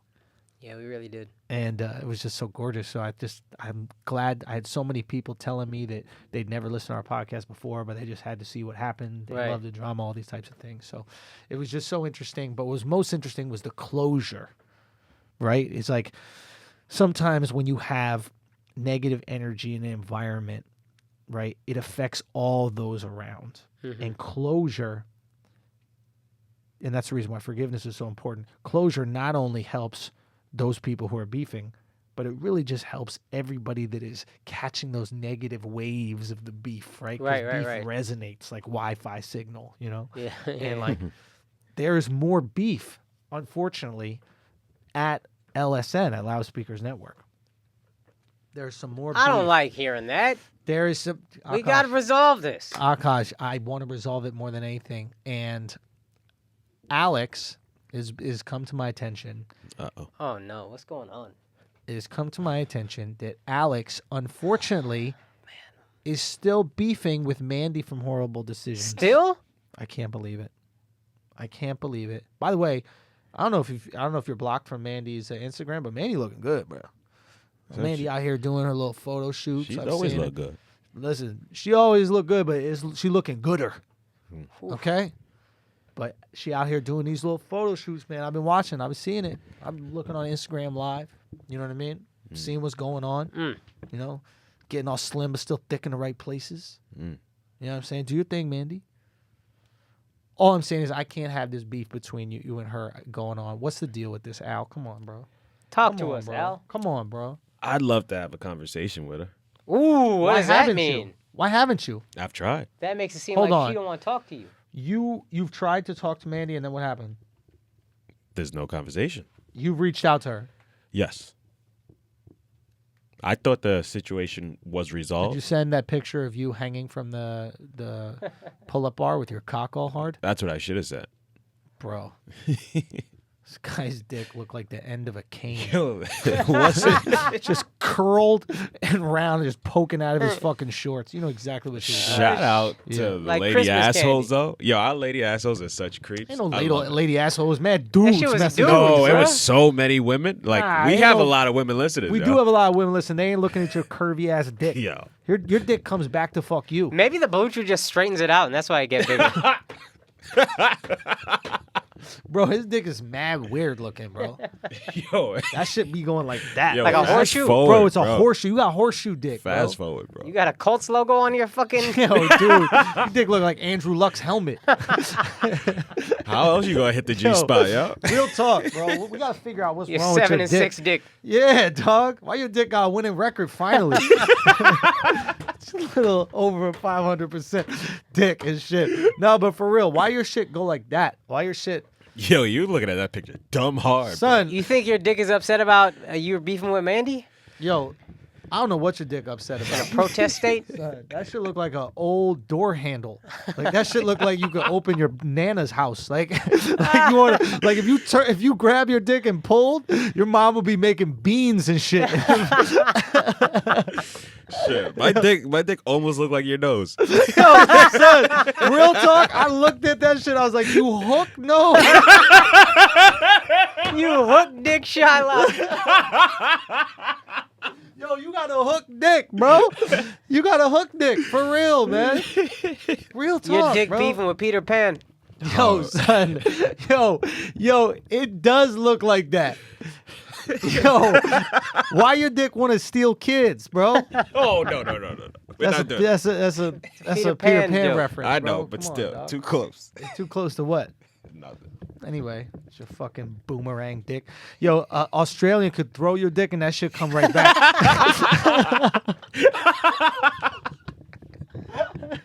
Crikey. Yo, for real, dog. Your dick look like a croissant.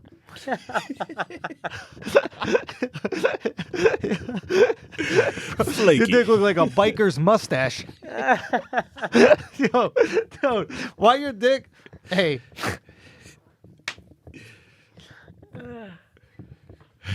Yo, why your dick look like the shit underneath the bathroom sink that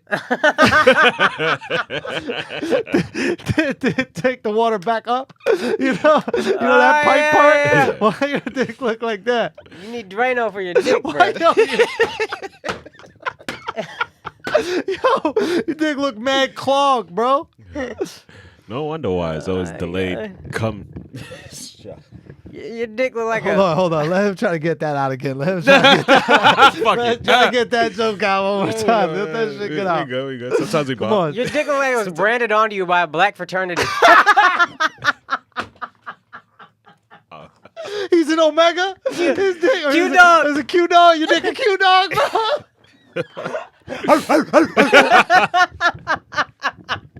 Yo, dick a Q-Dog, son. Y'all keep fucking around with that. Them motherfuckers don't play. It's Treyway, bro.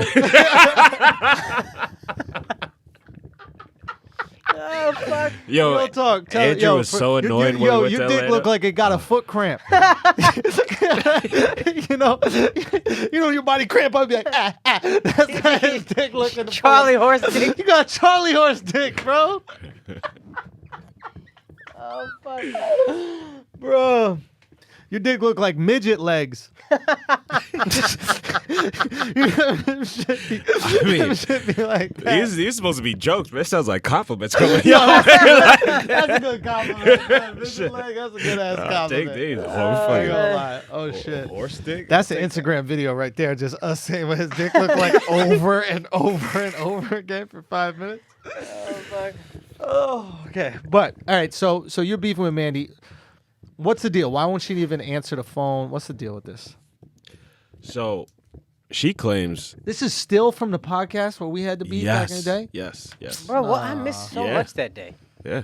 I missed a historic day in this And podcast. it's crazy because she forgot says you weren't here. she says there's no problem, but I still can't work with horrible decisions. So wow. You're not allowed to work with horrible decisions. Not Not like allowed. you're going to work with them. Separating Yeah, you from but I'm- Weezy, the love of your life. Shut up. Well, that is true, yo. That is true point. Yo. Can we not do that?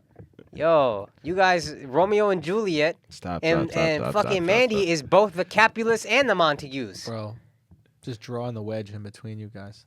Unbelievable. It's so sad, bro. It's so sad. Don't time out signal us. Come on, son. Motherfucker trying Fuck to do you, a I'm- No, No, stop. non-verbal stop. timeout I'm signal. trying to Son. keep it on track. All right? right. Let's stay focused. All right, let's stay focused. You and Mandy gotta fuck. I mean, All right, I'm cutting what, this. no. I'm You and cutting this Weezy. out. Sorry, you and Weezy. You and Mandy just gotta be friends. But you and Weezy, one day y'all gonna fuck. But let's go back to this, bro. Let's go. I want everybody to fuck. Now that I don't got herpes, everybody fucking now. So, real talk. This Mandy situation, she's saying she's blocking you out from doing the podcast, just helping out. Yo, but I'm not gonna lie, Alex. I understand where she's coming from. I wouldn't want to do a podcast if there was somebody in the room that I had bad vibes with. Right? That would probably make me uncomfortable. If there was someone I hated who's sitting front row at my comedy show, it's like I don't want to make that person fucking laugh. Yeah. It could throw it off. So if you want to work on the show, which you're not because we have so much fucking work to do, but if you were going to work on the show, which you're not,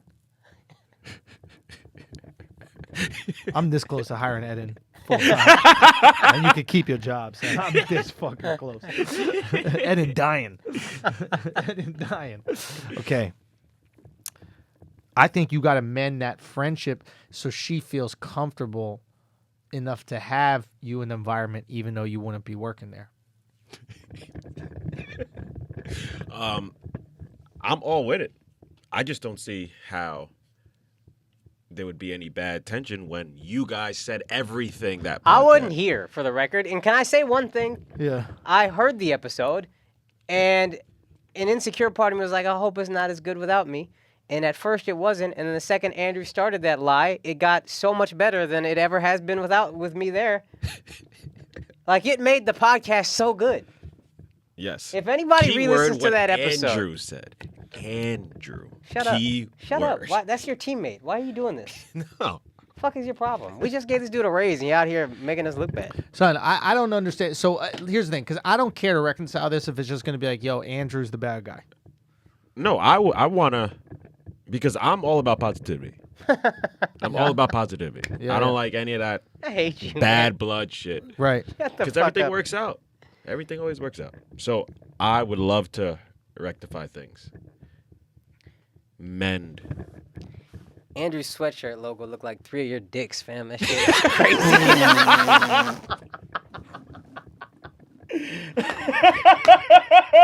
Oh, shit. Yo, if You y'all can see the it on sweatshirt on the YouTube.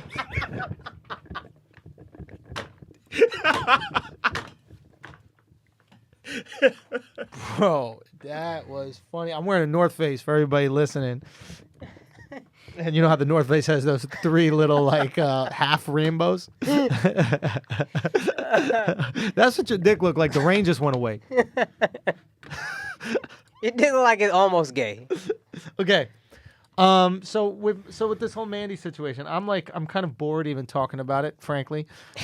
But I just don't understand why she hates you. I'm willing to try to figure out, to maybe see if there's some way to reconcile.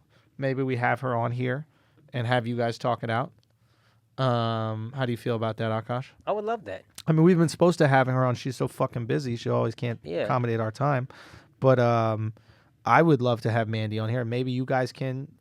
Listen, obviously you're not going to work with each other, but maybe you guys can find a way to at least be friends. At least you guys can be at the same events without there being beef. Closure. Some closure. I think that's good. I think that's healthy.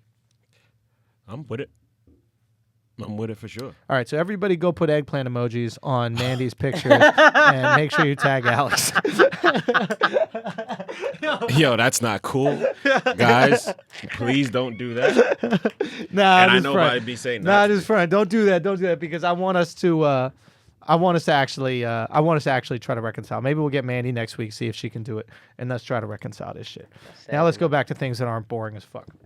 Yo, Kyler Murray, you don't need to watch college football. He won the Heisman. Yeah. He had already been drafted high to go play baseball. $4 million signing bonus. Ready, waiting, go. Yeah. They let him play at OU for one more year. He wins the fucking Heisman. Right. And before, whereas everybody's like, he way too little to be a quarterback. Yeah. Now, teams are like, he's pretty fucking good. Yeah. Got a good arm, smart, constantly calm, never rattled. Just makes all the throws. Yeah. What would you do if you're Kyler Murray? Go play baseball in a fucking heartbeat. Here's one thing you got to think about, though. What? You're not going straight into the majors. You go into the minors for like 3-4 years. Yeah. Your first big money contract isn't coming for at least 7 years. You said I already got $4 million. $4 million is cool. Yeah. But I'm talking about QB money. QB money is, like we just said, that's the one position you pay in the NFL for sure. QB money different. So are you sure? I'm going to play baseball. Fuck that. Why would you even want to play football? It's like your career's going to be one so short. Okay, maybe you get that one contract that's pretty good, but you're putting your life on the line. You're putting your health on the line. You're putting your brain on the line. Nobody knows what the fuck you look like because you got a helmet on the entire time. The chances of you actually ending up on a decent team are nothing. So now you're on this bum squad team. It doesn't have an offensive line. You're just getting destroyed every single day. You're going to have coaches flip-flopping all over the place. You don't get to be involved in the actual curation of this offense around your abilities. It's just a horrible situation for most quarterbacks when they come into the league. And you have a potential baseball career, and if he's as good at baseball as they're saying he is, because he's not no slouch, he's a legit Yeah, fucking, they say he's good. He was taken like 9th overall or something. Yeah, so this guy's going to make good money. You can make money in baseball until you're 40 years old. Yes. We're talking about if you want to gamble on yourself, gamble on the future, that's $400 million. Yeah. Well, I'm playing devil's advocate because I think he should play baseball, but really only because he's so fucking skinny. Right. If he was built like Russell Wilson's so brolic, he almost looks fat. Russell Wilson can take a beating. He thick. Kyler Murray, mad skinny. Yeah, he could get fucked up by NFL D linemen. So I don't think it should be an issue. But Nobody knows what you look like because you got a helmet on in football. Nobody knows what you look like in baseball because nobody watches baseball. You know what I mean? Like, nobody gives a fuck. Why not play both? He could try to do the Bo Jackson thing. Would you do that? No. Why Because not? why would you risk your baseball money on this sport that's surely going to destroy you? It destroyed Bo Jackson. Bo Jackson built a lot bigger than Kyler Murray. Way bigger.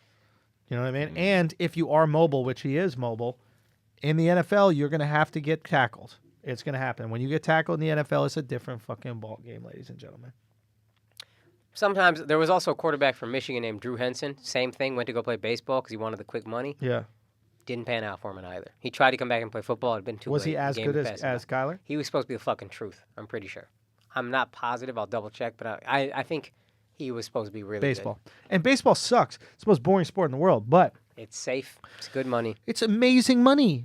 It's safe. It's amazing money. I don't think it's, again, because he's so Yeah. skinny, you got to play baseball. But if he wasn't, I don't think it would be a complete no-brainer.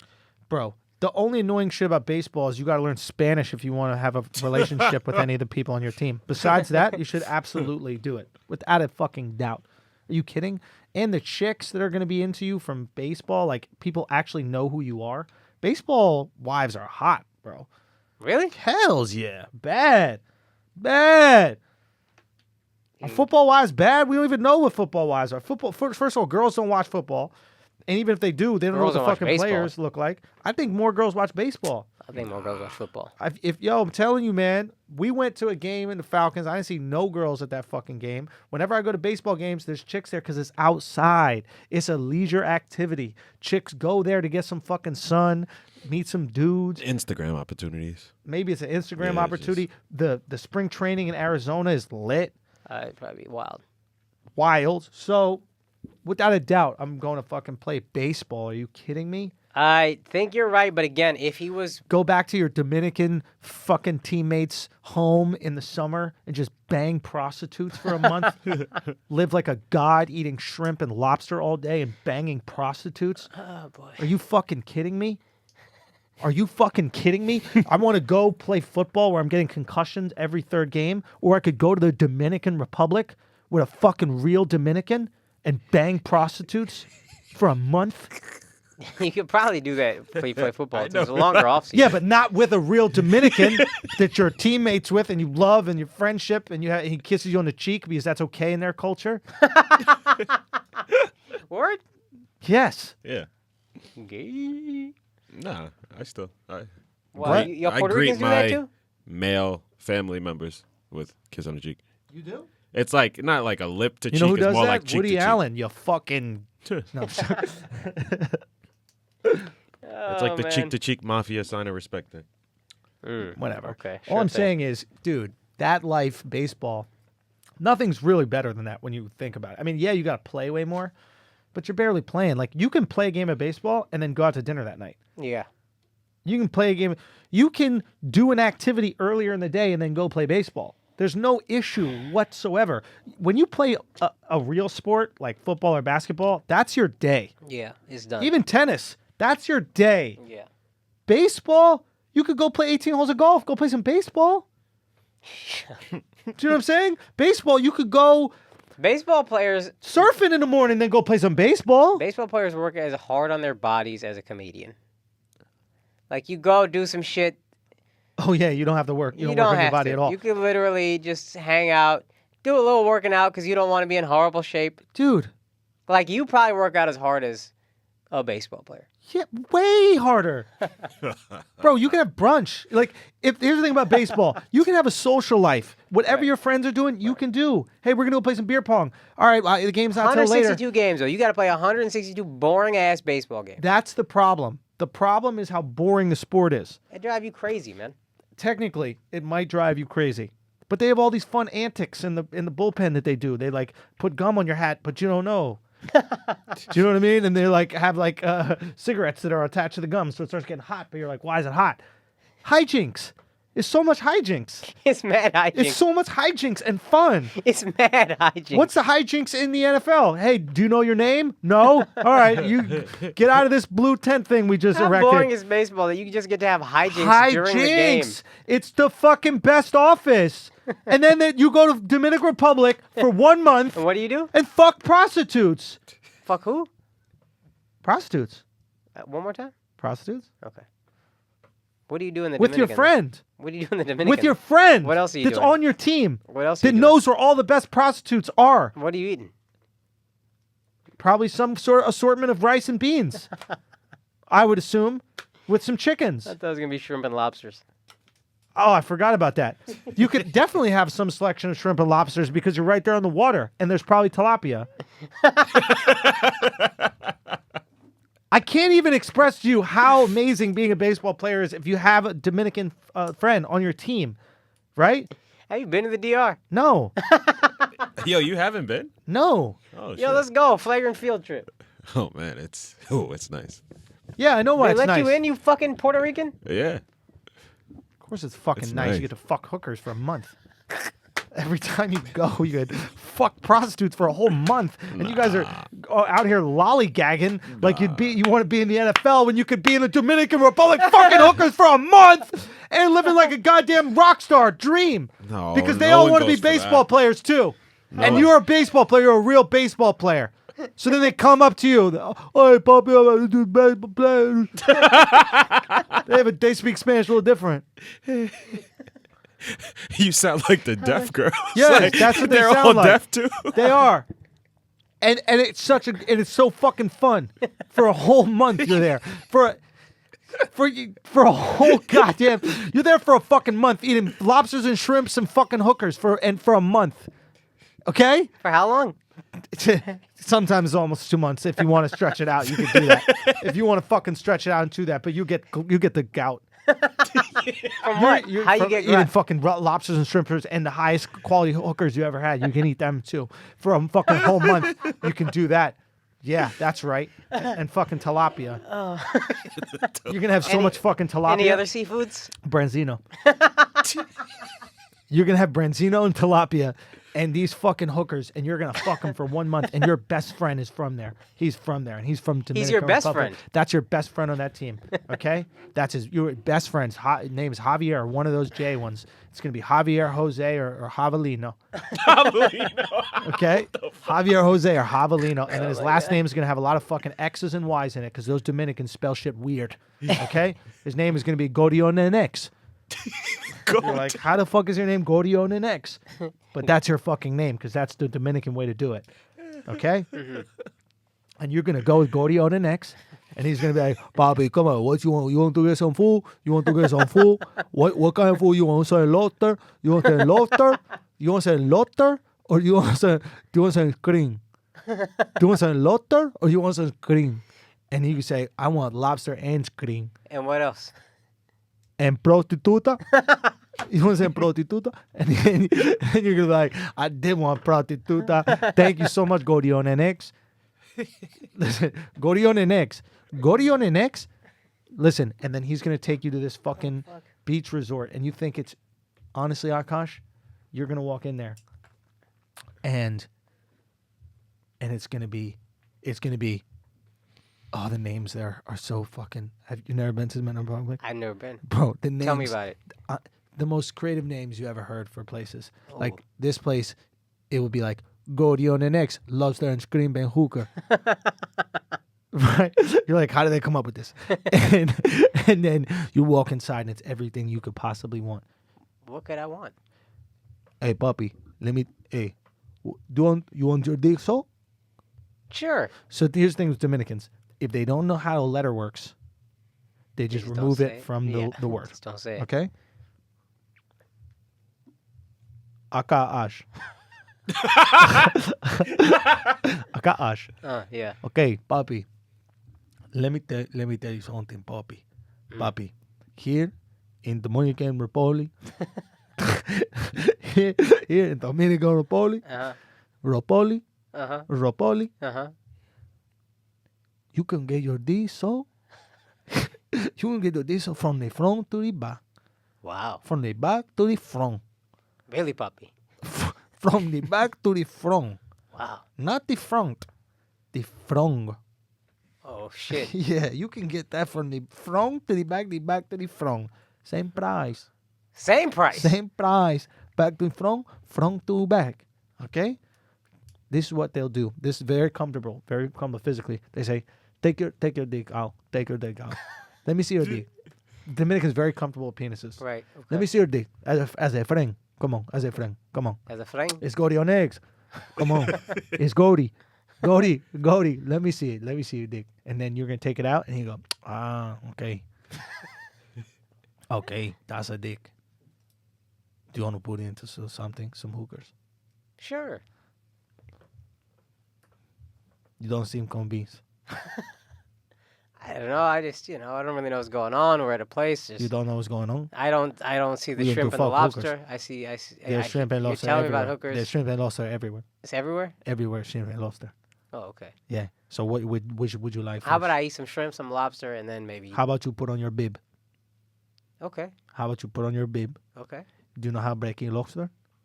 Do you want me to have the hooker call me breaking lobster? I would like that. The hooker call me breaking lobster? Yeah. Yeah. Okay. I can have her call me breaking lobster. Okay. Okay. I'm into it. Go to your next! I don't know. I think this ran out of steam. How long was that, though? We went a long time. Kudos to Andrew. Yeah. I don't know. I'll let you go. I'll let you rock. I did my best. I'll let you rock. We had about 5 minutes. What time are we at right now? Oh, 2:35. fuck, I just realized I had this edit. 2 hours and a half? Yeah. No, we're not. Yeah, 2.5. Oh my God, is there anything else we have to? Bruh, mad shit. Let's stop at Lakers want Trevor Ariza, reportedly. You want to talk about the Patriots ending or the Lakers? Lakers want Trevor Ariza. Yes, there's one reason they want it. LeBron thinks they can win the West. Yes, and they need might be someone able to guard KD.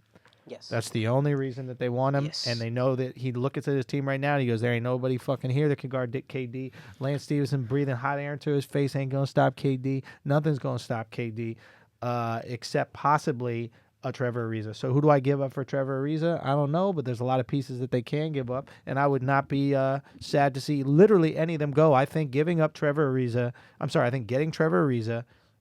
changes that team in the playoffs. Not regular season, No. just playoffs. And I think you want a guy like that to lock down not only KD, Switch on to Clay, switch on to whoever. James Harden. You might go up against Houston. Oh. And you might want someone to just follow his ass around, be lanky and get in the way of his shooting. If you want somebody to tear up Houston, go get you Luka. Woo! Go get you fucking Luka, This dog. kid the truth, bro. Bruh. Really the truth, bro. This kid really the truth. He looks like he'd be worse at ball than you. But He's so fucking cold. nah, he's nice. The kid is fucking This nice. step back 3 shit is it's crazy. It's violent. What's crazy, I saw my first full game Saturday. Mm-hmm. He got a lot of room to improve. Yeah, no, he's nice. He's nice. What'd you think? What were your thoughts when you were watching him? I was underwhelmed for the first 3 3/4 of the game or whatever, Yeah. and then the last 4 minutes of the game, When he went the 11-0 run? 11-0 run, all him. It was so fucking cold-blooded. Yeah. And yeah. like the first 3, he wasn't happy with himself. He was just like, yeah, it's about fucking time, which I liked. He wasn't gassed. Second 3, all right, cool. Third 3, all right, let's go. Fourth, and then it was he drove to the lane, actually. Yeah. He didn't settle for a heat check 3. No. Drove to the lane, hit a Pulled up, nice little yeah. runner. Got an arsenal. Yeah. And he shot, and he's only going to get more athletic.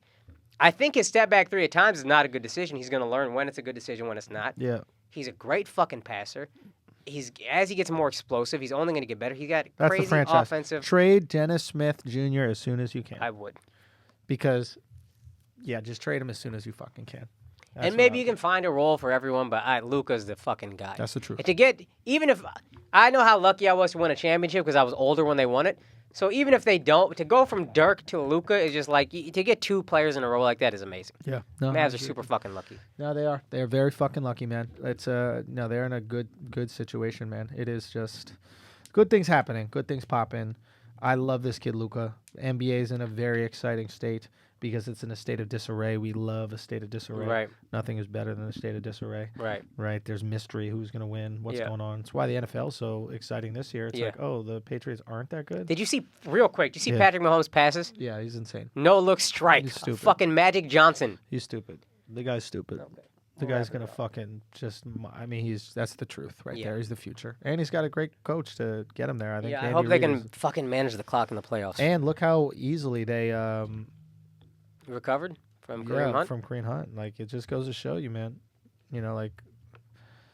Well, maybe I thought there was more importance to a running back. Like you said, they're kind of a dime a dozen. I mean, this is why attitudes just aren't necessary in the NFL. There's so many pieces on a team. Not one of them is that much more important than another. Yeah. If there's anybody that should have a fucking arrogant attitude, it's an offensive and defensive line. Everybody else should fall the fucking line. But if that O-line want to yap about shit and complain about quarterbacks not hitting passes, receivers not catching balls, and running backs not hitting gaps, if you know that you're the truth of an offensive line, start talking, yo.